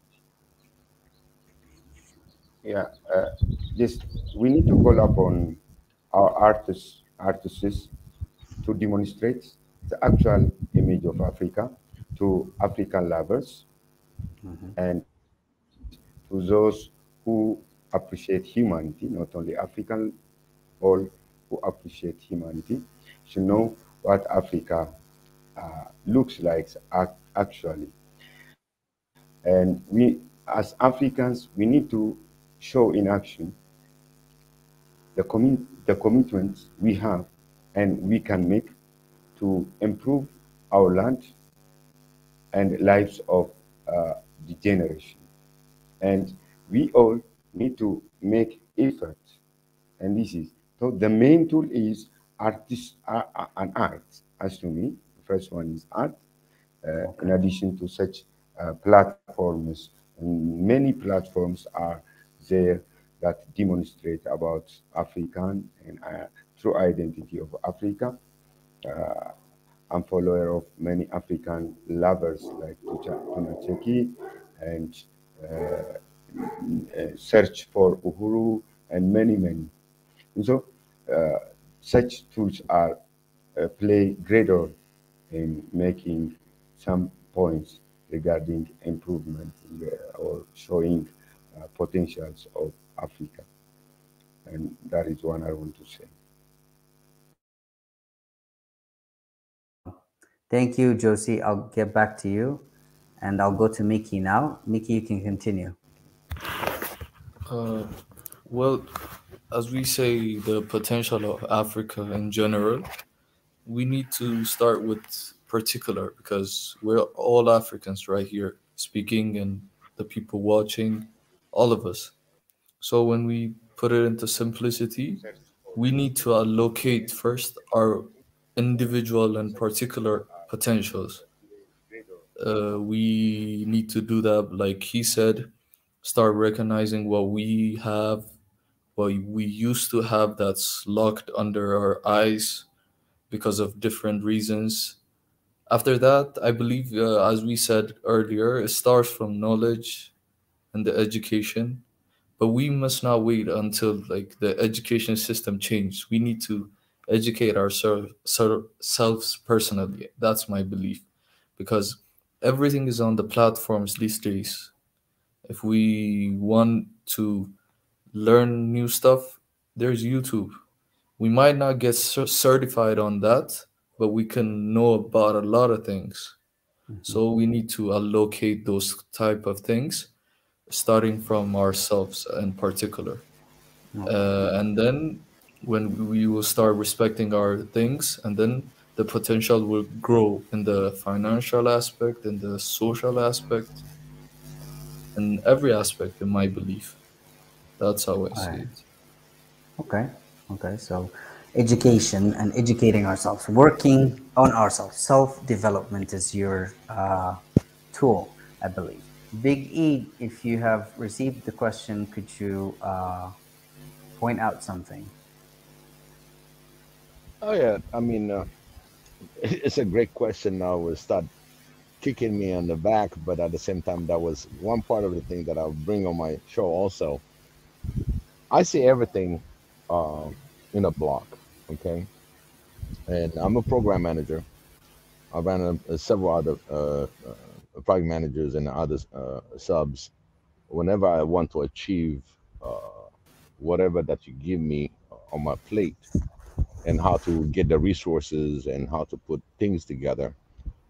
Now the issue that we have in Africa, the first tool that we're going to hit back is to get our name back. How do we Okay. get our name back? You know, we're Africans and we have the human resource and as well we have the natural resources.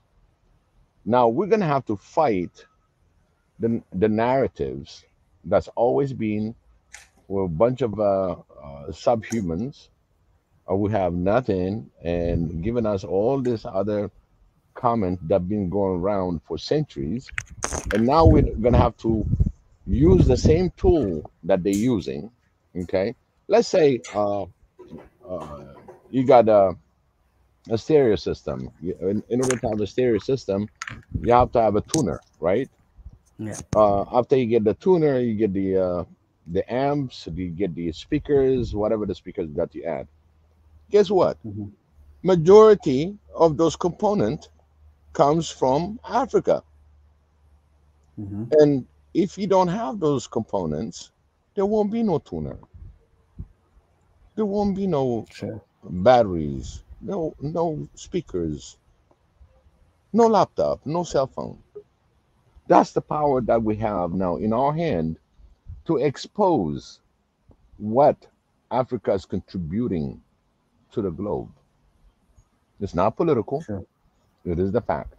So each Africans, for me, as a tool, and it's, in fact, is something that I want to develop in the future, seeing it just as any program that I run, what's going to be the success for unity, what's going to be the success for what it requires to unify, and what is lacking, infrastructures, education, all that in its own plan, and everybody has his own cube. And this cube can take up to 500,000 people that can work on it, easy. But Hmm. that's how big our continent is. So we need to Yeah. pay attention. So the first tool is to get our name back. We Africans, what we provide to the globe. This is the smallest task. You go on Twitter, pick a gold, and go on the gold statistics where it comes from. Post that. You know, this is Hmm. where you get from Africa.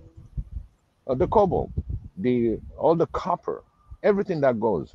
Why don't we just go and say, hey, you know, did you know the majority of copper that comes in to help you have all your electrical wires, anything copper things comes from this location, this location. We introduce ourselves on, just like I always said, the low hanging fruit. Everybody wants to say, oh, that's one of the comment that I said, the directive, Mhm. and how we're going to be changing what Africa is. We have to come back and rebuttal from the ground. All of us, everybody that has Twitter account, Instagram, Facebook, we all have these tools. So my direction to you is just pick one mineral and study it and see what you see. And everybody has different ways of searching those things, but start posting it. Let's Mhm. post that. This is what we have. This is what we have. Okay? Mhm. Mhm. This is our just low hanging fruits. It's not Yeah. political, it's just facts. And there are some facts. In fact, the statistic that they gave us also is already fraudulent, but I'll use it. It still shows it comes from there. So Mhm. we need to change that narrative by producing evidence on what Africa contributes to the globe. Everybody sees Africa divided. Oh, this one comes from Ghana, this is from Nigeria. But at the same time, when we said this is from Africa, Mhm. we don't, if we give them the chance to tell them this comes from Ghana, this comes from Nigeria, this comes from, we're still going to live their own mental system. When we said this comes from Africa, it Mhm. doesn't matter. Let them research it. let them find out. When I said your being African comes first before you even declare your nation. Yeah. You're African. The unity comes by the word and by the thing that we practice. It Mhm. takes practice, Yeah. and practice makes you Definitely. better. So the more uh, our African brothers that's listening to this broadcast, they start finding out where the gold comes from, where the copper come from. But when you declare it and you put a little note on your Instagram, Twitter, can you imagine all this gold is coming from Africa? And then True. let's see the revenue. This is people movement. Remember we said start from the bottom up. Yep. So that's the thing. Education. Listen, if you're gonna go to high tech uh, medical research, where is it? We have it in Africa. In fact, for their own benefit, but at the same time, those nations are benefiting as being the strongest. Like South Africa, if anybody gets some serious issue on certain surgery that cannot be accommodated, most likely South Africa will have the accommodation for that.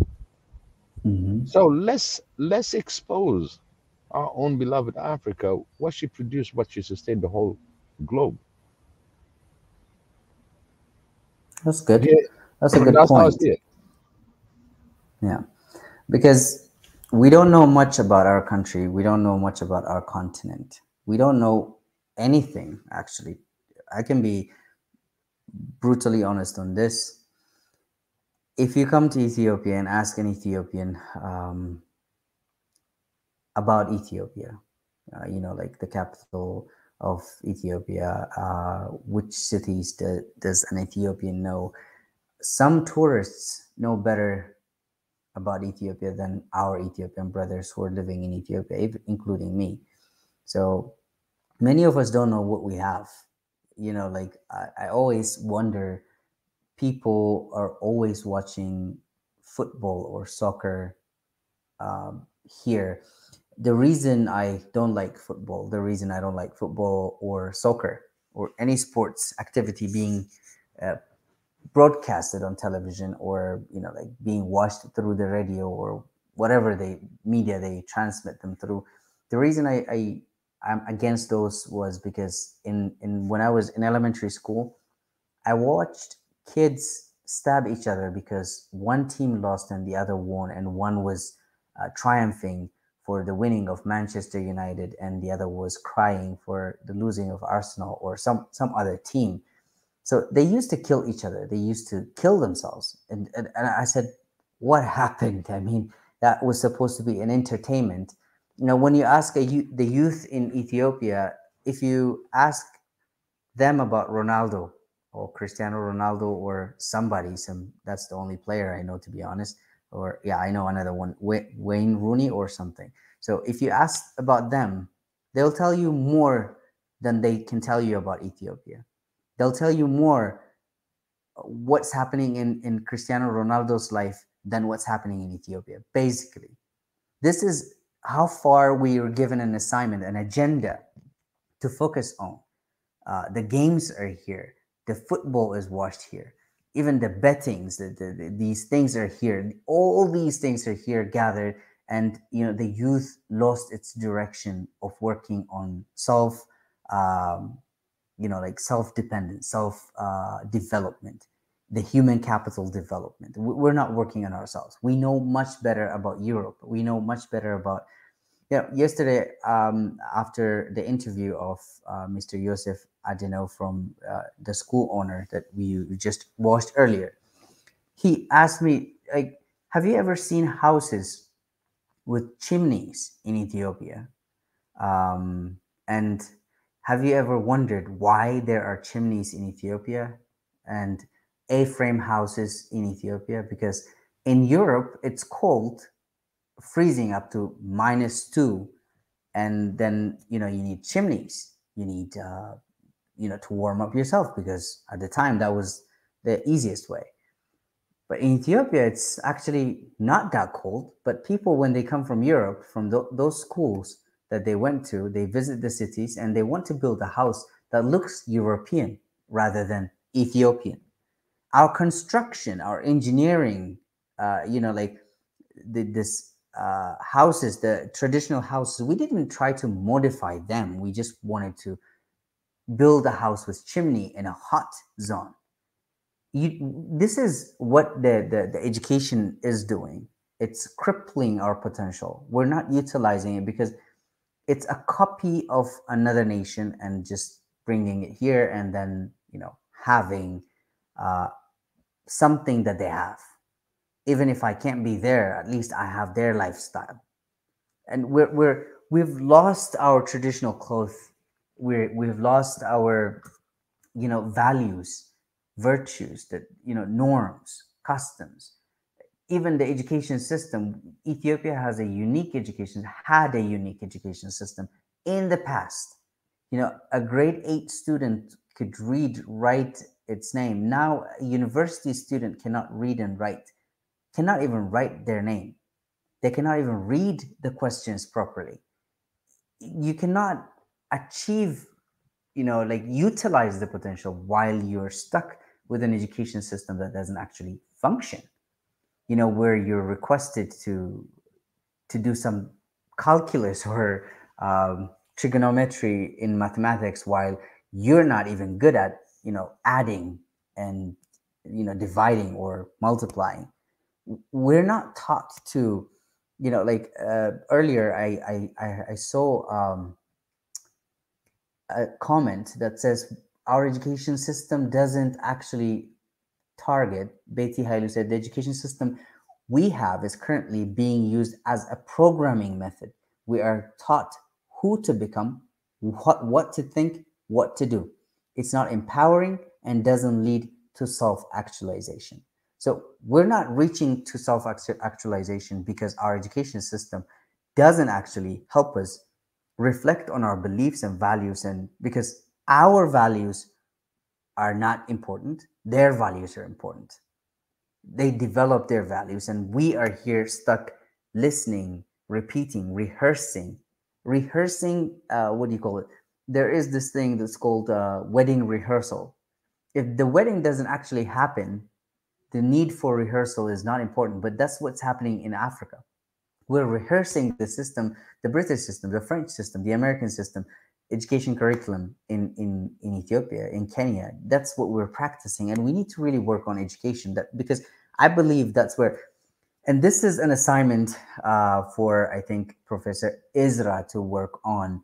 He will be using the videos that I did today, I interviewed today, and he'll be using them, and he will have some information to add on, and then he can start building up as a team. We can work on this one, and I think education is a crucial point, and self-actualization, reflecting.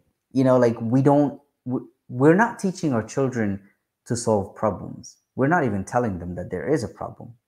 Our parenting is Hollywood or Bollywood standard. It's not actually African value standard. We had African uh, parenting system. Yes, it has its own shortcomings, but at the same time, it has its own. There is always a pros and cons when you're talking about a system that you use or we use. So we need to capitalize and Africanize our parenting system, our schooling system, our education system, our democracy. What is democracy for Africans? How does democracy work for us? Does it really work as it works in Europe? Does it really function as it works in the United States of America? Because we've lived, this is the question that actually puzzles me. We've lived together for centuries, despite our differences, despite our diversity. But what happened now? Now in the 21st century, what happened when we have enough information, enough information to understand the behind the scene, what's happening behind the scene? We know the conspiracies that are against Africa, but yet we keep fighting with our own ethnic groups. We've lived with them for centuries, yet on the 21st century, we started fighting with them. So we need to start asking, we need to start saying, why is this happening now? Why is this really happening right now? Why didn't it happen 1,000 years ago? Why didn't it happen 500 years ago? Yes, and sometimes it's really funny because I always watch videos about Black Lives Matter. And I wonder, all the videos that show that we see on YouTube are trying to portray Africans as, kind, innocent people. And, like they're trying to portray, like, they're saying, like, don't do that, don't judge a book by its cover, and all those things. And I was asking myself, why do you need to portray for them? They already know that we're kind people. They already know that we're welcoming people. They already know that we're hospitable people. They know that. It's like preaching to black stone in the river, which doesn't actually take the water. It's like pouring water on a stone, on a concrete, on a ceramic, in a sink inside your toilet in your restroom. That's what we're trying to do, portraying Africans as good people. They know, and we know that we're good people. We're welcoming, even despite their conspiracies against us. We're still welcoming them. We're actually coexisting with them. We're not against them. They know that. It's time to stop, trying to pretend to portray ourselves as good. We are good. They know that. That's what scares them. And so we really need to work on that one too. Education, also self-understanding. I'm going to invite Miki in, and Miki, you can go in and just point out your opinion on this. Okay. Last week you gave us an assignment on Yes. what you encountered. Like, are we poor by nature, and is it better to be poor? And you said, you should ask people about that. And I kind of asked a couple of people, like the one you experienced. I think you asked elderly people, right? Like the people you encountered. I encountered a little bit old, like our mothers' ages, and they were like, these days they don't want to be poor, to be honest. But as you said, our values are more important than being financially rich. That's what they said. So I'd rather be an honest poor man than in their words, a sinner rich person, because you know about how we give value on our beliefs and stuff like that. That's what Yeah. I got answer from. Okay. That's amazing. Hmm. And it's interesting because you are the only one who came with the answer, because no one here remembered, I think, the assignment. Biggie wasn't here. I can't say that. But Josie, I think I was Josie was. there. You didn't let me in. I was there. I No, remember that it assignment. wasn't. I wasn't actually the admin back at the time, so I Yeah. was struggling to invite people in. I have to call Mika, muting my mic, and remind him, "Could you let people in?" Because it was a struggle. So, Right. anyways, it was good. So, did you do this assignment? Yes, and guess what? I got more than that. Actually, Okay. people that listen. Nobody on earth want to be poor. That's what I. Nobody. I'm just telling you, nobody. But at the same time, also, um, I'll tell you my personal opinion. I ask Xavier, do not give me riches that I cannot handle. Mm, Do you okay, understand? I understand. Everything has to be balanced. True. Xavier gave us this whole universe to be rich and poor. It's up to you. It's up to you to take the road. Yep. He gave you every possibility from the fact that you're breathing, you're already healthy and wealthy. Yep. True. Okay? Let's start there. You're thirsty, you get to the water on a just few steps, you're rich. It's dark and you have a candle, you're still rich. It's not about electricity. It's not about you needed the light. You have the light at night. And in fact, he said, just in case it's not lit, he gave you the moon at night. On the Hmm. daytime, he gave you the sun. So, what nature gives us, okay, Jesus Christ was born in a manger. Hmm. He didn't go and got born in a palace. He was not a prince. But guess what? The teaching is you humble yourself. You look at the world. I'm good, but people that are not good, how do they cope in the world? So I asked a lot of people actually, and for me it was one of these questions because it's with the religious aspect of it, okay, Hmm. and people are really that practice it, and at the same time they're rich, and then I met the poor one too, and I asked the rich, I said, you know, how you see being poor and rich? Oh, I'm rich, but this richness didn't come from my grandfather money. I made it. I worked it and I saved my money Hmm. and I multiplied my money in different investments. And again, when I spend it, I don't indulge just because it's there. Sometimes you got to live in certain ways. You see me in khakis and have just a simple polo shirt. When the people look at you, yeah, maybe I'm the average Joe. But at the same time, when they understand what my wealth is, they say, "Oh, he should be in suit. He should be." They got their own dream of seeing a rich man, okay, or a rich woman. Yeah. In fact, rich woman. Our perception and is the way we do. So on this earth, the rich and poor. The poor doesn't know how rich to be rich, and how they feel to maintain their wealth.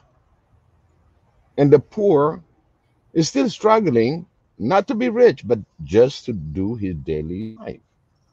For me, in reverse, I want to teach the poor to be demanding.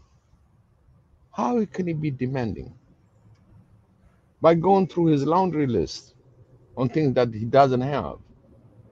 Yeah, He has to yeah, go but 10 miles, right, to get water.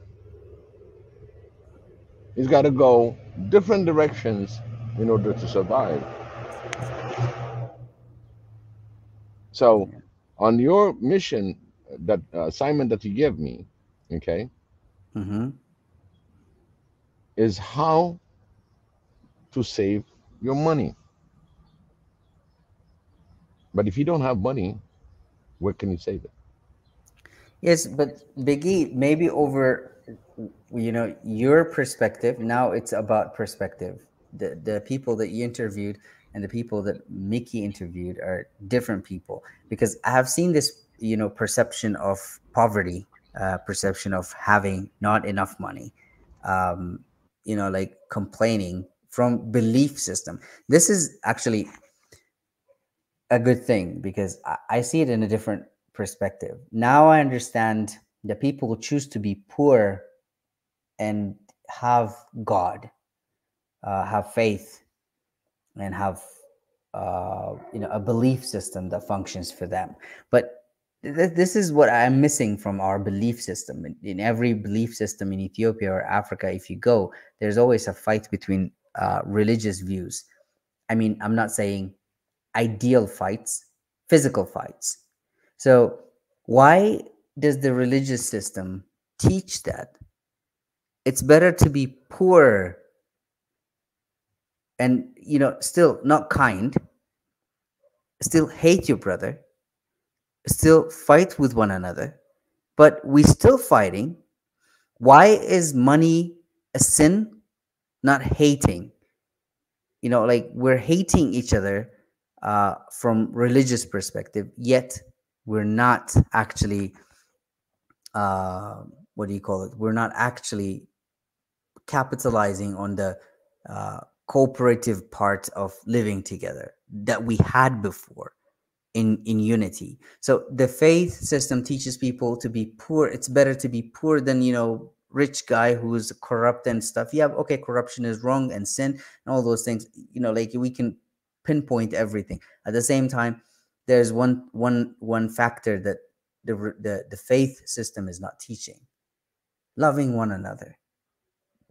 The faith system that's in Ethiopia teaches not to be rich, teaches us not to be wealthy, but it doesn't teach us to love one another, to care for one another, to feel sorry for one another. That's what we're missing. I think, Miki, so could you explain what actually the people that you interviewed said responded to you? Well, to be honest, if you look into the teachings, actually, I believe every religion teaches that, like, especially because if I picked out a simple verse, our war isn't against the blood and flesh, so we're not supposed to hate and fight each other. But Mm-hmm. that's not on ground, to be honest, because we're too into the ideology of, like you said, being divided. And Mm-hmm. that's, I believe, is not going to solve our problems, because our problems are ideology. So to respect one another's ideology and to win the perspective of the other person, it's on idea basis, not on fighting. I support that. But Yeah. we're not listening to the teachers these days, to Yeah. be honest. I think that's the problem.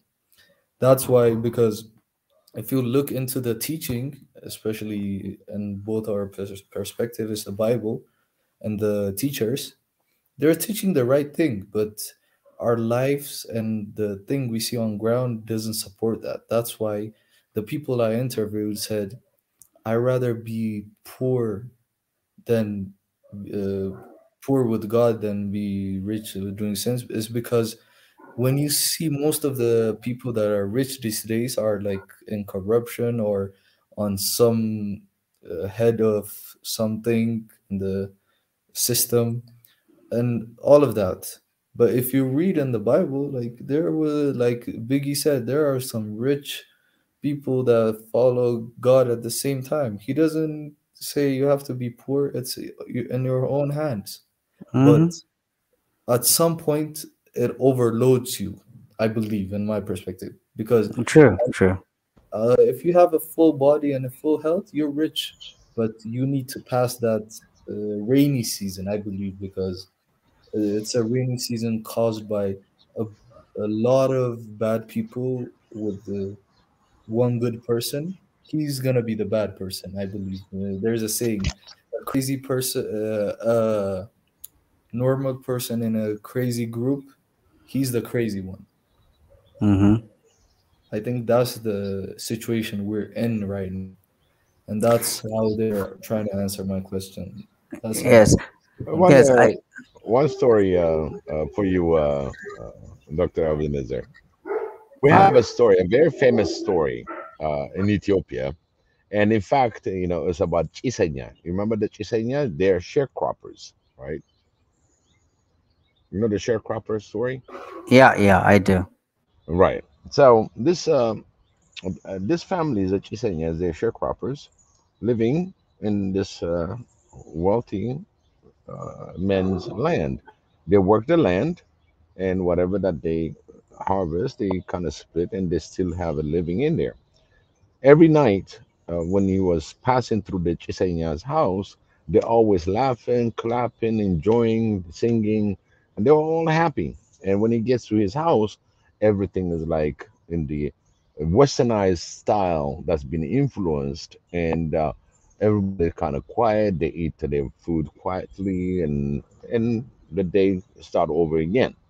So he wondered, why he doesn't have that in his house. He said, I'm the one that owns all these things and I give all these things out. And yet I'm not as happy as the Chiseñas, the sharecroppers. So one night, he just dropped by and suddenly they said, oh, Mr. So, we're glad that you came into our house. And everybody got quiet. They stopped singing. And he said, no, I'm here to really have some time with you guys, carry on. So he got involved in the conversation and everything else. And he, including him, he started singing with them. He had a great night, and he went home, tried to replicate that, and he explained his family.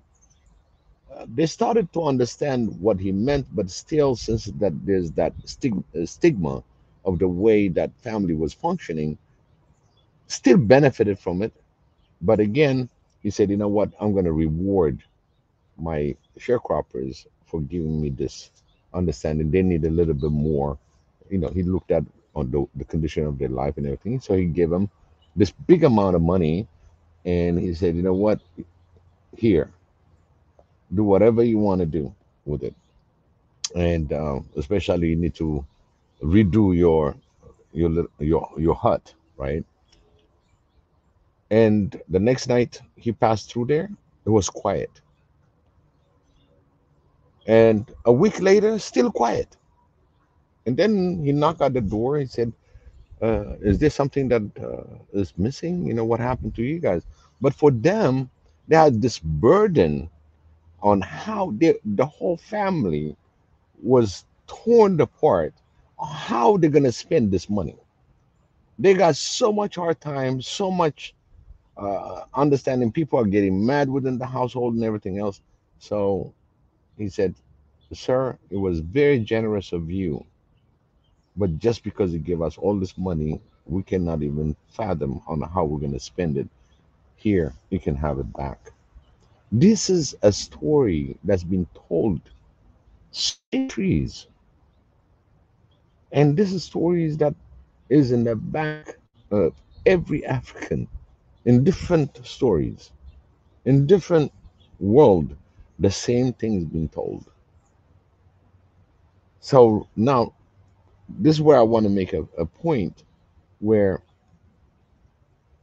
If you have a sudden money to progress on to come forward, the balance of things can be shifted on you. So you have to know really how to manage money. And definitely Africans, we don't know how to manage money.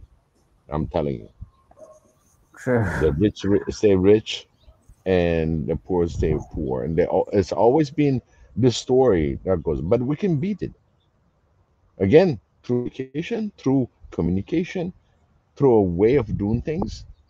Like Mika said, there's a lot of things on YouTube already that's out there. Africa became Africa became 500 years ahead.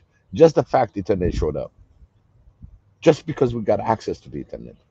What is which 500 do we come forward, or this forward of $500? I mean, 500 years, the destruction of the fabric of Africa. It's like the money. I dropped the money right on the table, and people don't know how to spend it. It's like the internet being dropped on us. We don't know how to handle it and how to manage it. Look at all these negative things that comes against Africa. Were we Definitely. able to work on it?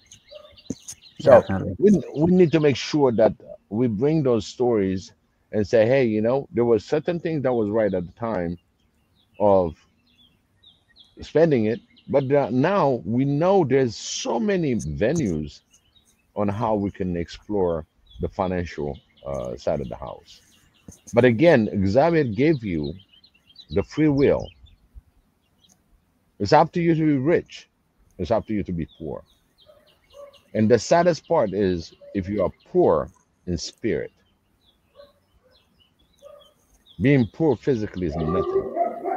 You can have somebody that put clothes on you. If you're butt naked, somebody's gonna put clothes on you. But if you are spiritually wicked and poor, you're men that are very dangerous. When you try to conquer that poverty, you have no if and but destroy anything that goes against you. And that comes also to some politicians that are out there to get rid of poverty for their own benefit. They got the opportunity to seize and then destroy the educated one, to destroy the one that's advancing in the total honest way of their working. Yeah, true. That's actually true. The politicians have played an important role in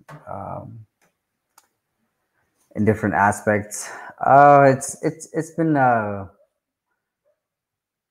think I'm taking more of Professor Isra's session on education, and I've taken a lot on him from him, and I think he needs to work on that more, and I need to work on the potentials that we have. I'll try to now. My plan after this is to discover the potentials where I am, uh, discover the potentials that are in my surrounding, and people who are entrepreneurs. And I'm currently working with Mickey. I've given him an assignment to point me to people who are good entrepreneurs who are struggling to be on the top, so that they can have uh, we can have a say to them, and people can like promoting African products, promoting African clothings. It's been uh, like an interesting turn of event, because when I was interviewing yesterday, I realized we can do much more than just interviewing. We can go to entrepreneurs, we can find innovators, we can find people who are creating some stuff for themselves. Finding these people will help us capitalize on the problem at hand. So I believe uh, that we need to really work on that one. We need to start understanding the potentials in Africa. We need to see the tourism aspect of Africa. We need to see the mineral resources that we can provide. We need to see how we can value and sell, arrangements of like sales between states in Africa, within Africa. Ethiopia selling coffee to Kenya because Kenyans drink coffee.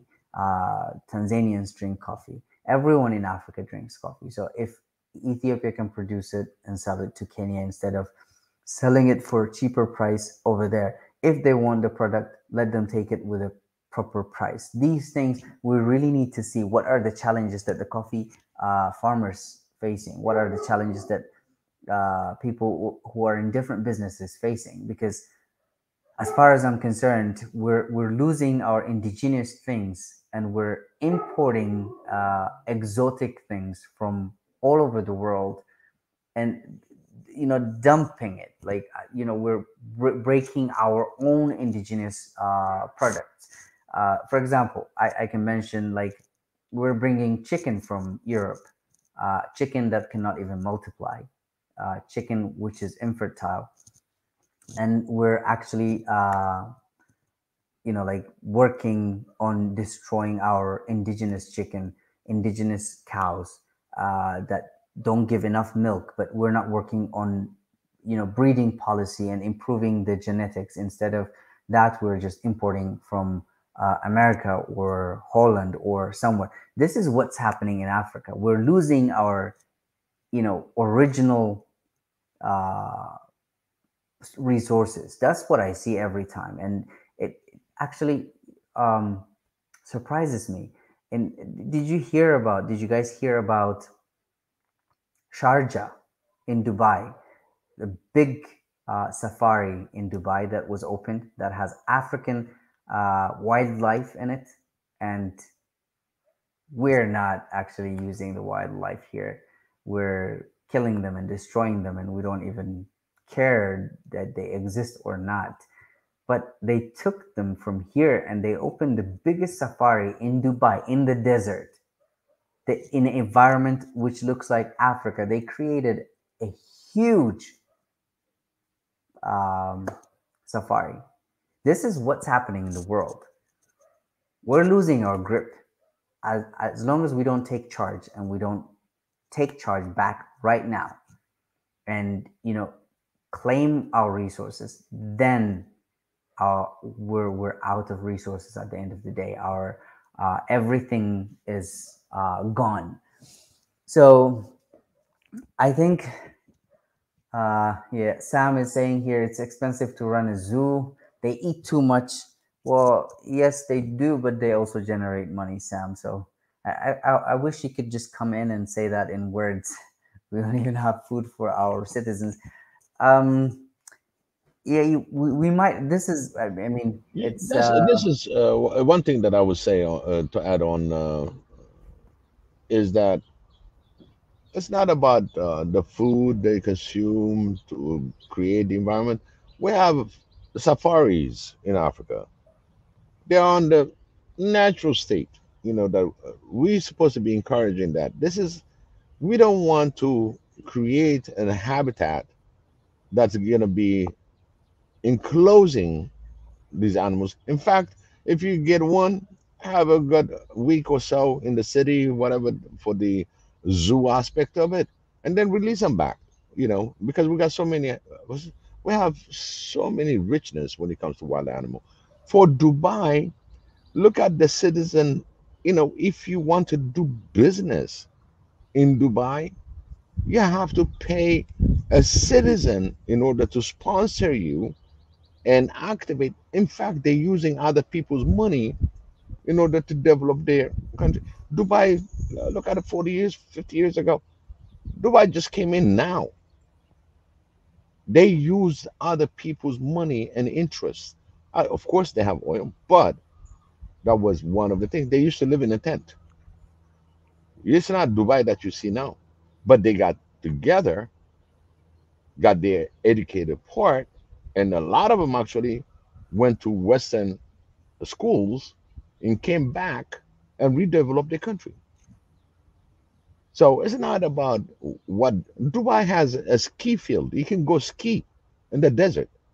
I mean, Dubai is just it's another level. They even built a building that they would never ever ever make a profit out of it. It's there. They were Yeah. able to build something. And Yeah. True. and the person that built it, okay, didn't care whether he's going to make a profit or not. Is this going to apply to Africa? Well, I wish we can be like that. Anything that comes from the foreign entity, it has to sponsor the local. By the way, I look at the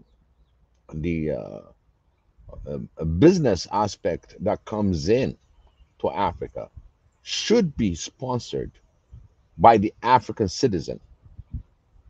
Every African citizen, if they have the skill, if they have an office, if they have a way of doing business, everybody that comes to invest, NGO, name it, everything should be paying that citizen that live in that country. We don't have these rules, and that's why everybody's taking advantage of us. The first thing that on Yes. this thing that you asked me is to make Yeah. sure that we put the African citizen first. In order to do that, Yeah. we're True. going to kill the narratives that are against us, like we are subhuman and all that. No, forget that. But we know we're human enough to communicate. They know who we are. But at the same time, they take Yeah. advantage of our hospitality. They take advantage of our religion. They take advantage of everything. This is now that we're going to change. If you really want to go and hit the low hanging fruit, this is the time that you start with the continent. How big this continent is, we should be putting that every day until Yeah. everybody gets it. You know, the repeat, when you repeat something, people start believing it's true. So Yeah. the True. truth is, we're repeating the truth. So Yeah. we, as Africans, we should put, I'll put it, let's say, oh, the continent is this big, okay? Over and over every day. What do you Yeah. think? Every day we repeat, and then it become viral, isn't it? It's a Yeah. viral thing. True. Somebody's gonna pick it up. Media is gonna pick it up. Whether they like it or not, since now it's getting a sensation. Now we Mm-hmm. show the resource that we have, the human resource. We show what we got in Africa, our sufferings, our wildlife, our people, our culture. And if everybody is responsible enough to just put a little clip, you don't need, just put a picture and take that every day, and people start commenting. As people comment and you add more, so what you're doing is you're repeating over and over and explaining with your beautiful pictures, with your beautiful comments, you promote Africa. Exactly. So That's forget the all the amazing point. politics, forget all our education, forget of all whatever that is been trying we're trying to put together. Our unity, the fact that we're gonna post that for the unity, before the unity, we just expose Africa. That's our work. Work number one, Yeah. True. introduce Africa in this high tech world like a brand new born child. Here's my child. Here's my wonderful. This is what she's doing. This is what he's doing. Expose that. Let's brand our Africa. We're branding it. You bring clothes from there. Oh, I know about Africa. Oh yes, yeah, they got a great thing. Do you know Gucci and all that came in from West Africa? Yeah. They copy our own work. True. And for me, as far as I'm concerned, if I go on the leather stuff, if I go to Africa and get my leather stuff, I'll get the real deal True. and I get the real design. Do I have to make it Gucci? No, no, no. It's Africa. And then we promote that by promoting each other. Look at the clothing, the fashion that we have all across Africa. It's just those small entrepreneurs, they're trying to make the daily living. We are supposed to be responsible for our brothers and sisters, promote them globally. The way they suck on our energies, the suck on the human resource, the suck on the natural resources, we're supposed to promote that among ourselves to the world, to your own Twitter account, to your own Facebook. One Africa is not advertised enough. I should see it on a commercial. I should see it on something. That's another level that we're going to be talking about. This is something in the work. I get excited on this, but this is what we're going to, you know, Okay. Okay. there's so much, there's so much that we have in our hand available now, and that's what we should work on. All right. Thank you, Big E. Thank you very much. We're gonna close the session, but I would like to invite Mickey if you have anything to say for last, and then we'll close the show, and then take assignments for ourselves, introducing Africa and African potential, and also understanding African potential. So let's hear from Mickey. Well, in addition, he said most of it. I just want to add that, yeah, we need to put it into place, like, especially the one near each other, like me and Dr. Abenezer are contacting, and we're, I believe, close enough to put what we have onto the ground. Everybody in this movement should do the same thing, I believe, especially the ones that are physically close to each other. We need to start this in everything that we got around us. Like you said, the entrepreneurs, the people that are willing to invest, that have the capital and are first in hand Africans. That's the main thing we should focus on in our above our discussions. We need to put it into ground. And I just want to say, let me remind you guys a quote of our father of Africa, as Haile Selassie once said, King Haile Selassie. Africans and Ethiopians, he said in particular Ethiopians on Time magazine interview, explain what Ethiopia is. And the interviewer asked him. And he said, Ethiopians are Africans, I believe, because it's too small to emphasize Ethiopia as a country. It's an ideology. So Ethiopia is people that are willing to, when you come to their home, will leave their bed for you, wash your leg, give you dinner, and they'll sleep on the ground. But if you touch their wife, their asset, and their pride, they'll put a bullet from your head to your feet. That's quote. It was in Amharic. I might be mistaken when it's turned into English. So that's how we need to feel. We should open up our hands to all people, but we must respect our assets and our traditions and everything that we have. So that's all I have to say. You can wrap it up, Dr. Abenezer. Thank you, Mickey. We'll be keeping in touch.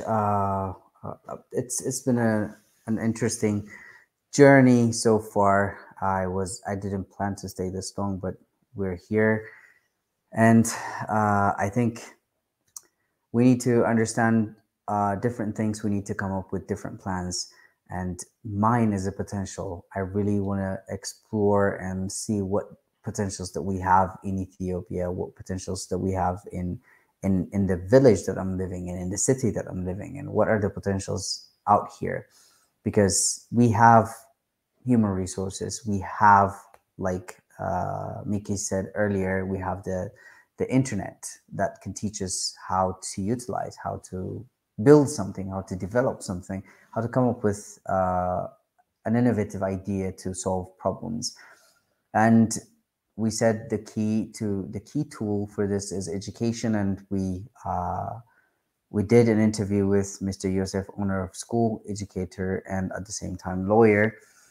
And we have still a lot to go. We need to work on people's minds, decolonizing, changing the mindset. And we need to brand Africa. That's what Biggie said earlier. We need to really brand Africa. We don't have common heroes. Let's have common heroes. How many of us know about Mandela? How long Mandela stayed, Nelson Mandela stayed in prison? Why he was there? Some of them don't agree with his ways, but it's not about agreeing about his ways. Some of them adore him. It's not about only adoring him. What did we learn from Mandela? Persistence, consistency. That he was dedicated, he was committed to going to jail for 27 years. That's what he did. What did we learn from Nyerere, and what did we learn from Nkrumah, Dr. Kwame Nkrumah? What did we learn from our heroes? Are they even our common heroes? Like, is Haile Gebrselassie our common hero? Because when Haile goes somewhere else, he's perceived as a hero. But when Haile Gebrselassie is in Ethiopia, he's not even perceived as, like, he's an ordinary person. Do we perceive him as a hero? Didn't we say he's an African? Didn't we say he's Ethiopian? Why aren't we having common heroes? Why are they only branding themselves? Why aren't our media talking about these people, our heroes that fought in battles, heroes that we still have alive? Why aren't we appreciating what we have? That's because we're fixated on what we don't have and what they have. So we need to change our goal and our orientation towards what we need to have in our lives as an African. So we need to really work on the potentials that we have. We have enough potential to change the world. We have enough potential. We're not standing against anyone. Our motto here at Swahili Nation Network and One Africa is love, peace, and unity for Africans and for anyone who's interested to work with Africans. We don't have a problem working with people. We don't have a problem working with anyone who's a foreigner and foreigner to Africa. But we don't want to be taken advantage of. We're not a pushover anymore. This is a new generation, a generation that's awake, that's up and wide awake to understand its potential, its own potential. So we really need to work on that one. And we really need to work on our education system. Like earlier, we have different comments and you'll be viewing the comments. And because we have suggestions that we need to develop our education system, we need to develop our curriculum, we need to work on our value system, virtues, what are the customs and the norms? Should we adopt an education system or should we adopt it and Africanize it instead of that? So like, let's Africanize everything. Let's change it into African sense. Why aren't we wearing African suits instead of, like just suiting up and being different? Why aren't we wearing like Olusegun Obasanjo, the former president? Why aren't we dressed like him? Why aren't we proud of our clothing, our traditional clothes? Many people say like Ethiopia has 86 ethnic groups and all of them have different clothings. Which one I'm going to wear? Like, am I going to wear? Wear one at a time. We have a lot of events. Let's wear one at a time and let's introduce and promote our own products. Let's use our own products that we produce in Ethiopia. Let's use something that's our own from Kenya, something from Tanzania. Let's use those products and promote those products. That's what we want to do. Potential, creativity, innovation. Let's enlighten those ideas in the youth and so we really need to work hard on this utilization of potential. This has been a really nice show for me. I've learned a lot from all of you guys, and it's been an honor being with you guys here. And Mickey, thank you for being here. Big E, Josie, and all of you in the comment section, Sam and everyone, thank you for being here. And I'm really happy that you guys are here. And let's wrap it up in prayer. I just want to make a short prayer. It's not going to take a moment. Before that, Dr. Abenezer, Yes. Before that, what's our assignment? The assignment for today is what do we need to discover in Ethiopia, that the things that we know. Me and Mickey are working on that assignment. We really need to discover entrepreneurs, creative innovators in Ethiopia, something that they're doing that we need to really promote. If you have any hint on those, you can help us and like finding those people. For example, if someone is inventing something or trying to create a job opportunity for someone out there, like trying collecting plastic bottles, recycling them, we need to find these people who are trying to help uh, the environment, protecting the environment, and also being creative towards, earning money at the same time. So we really need to find people and meet them, interview them, introduce them, and introduce their brands. So if you have any clue on those people, that we really need to find uh, those people and promote them here on Swahili Nation Network. That's the assignment. Great. Thank you so much, Dr. All Abenezer. right. So if you know any links, YouTube videos, anyone who has been creative and innovative, if you have seen anything that you can point us towards, we can find them and interview them, have time together, and then understand their perspective. That's also an amazing way of dealing with these situations that we have at hand. We have a potential. Talking about them is not going to help us alone, so we need to find those people who are utilizing the potential in Ethiopia, and we're going to go everywhere. We're going to collect people everywhere in Africa, and like create a sense of, this are the people that we have. The youth are waking up. That's what we want to create, so that people can have hope at the end of the day. So that's Well it. said.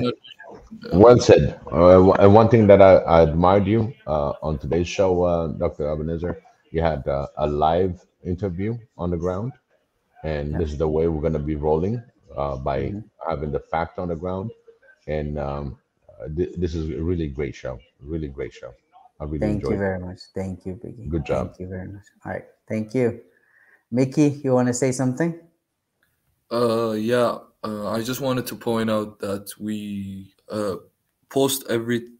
I believe everyone should post on every platform, as in WhatsApp, everything, and stay notified and add the location and stuff, because we need to support each other. As you said, you might not have access to all the African countries' potential, so we need to pass it on. So try to put it into specification where they're from, where, just to manage it. And I Yeah, just wanted true. to add True. that.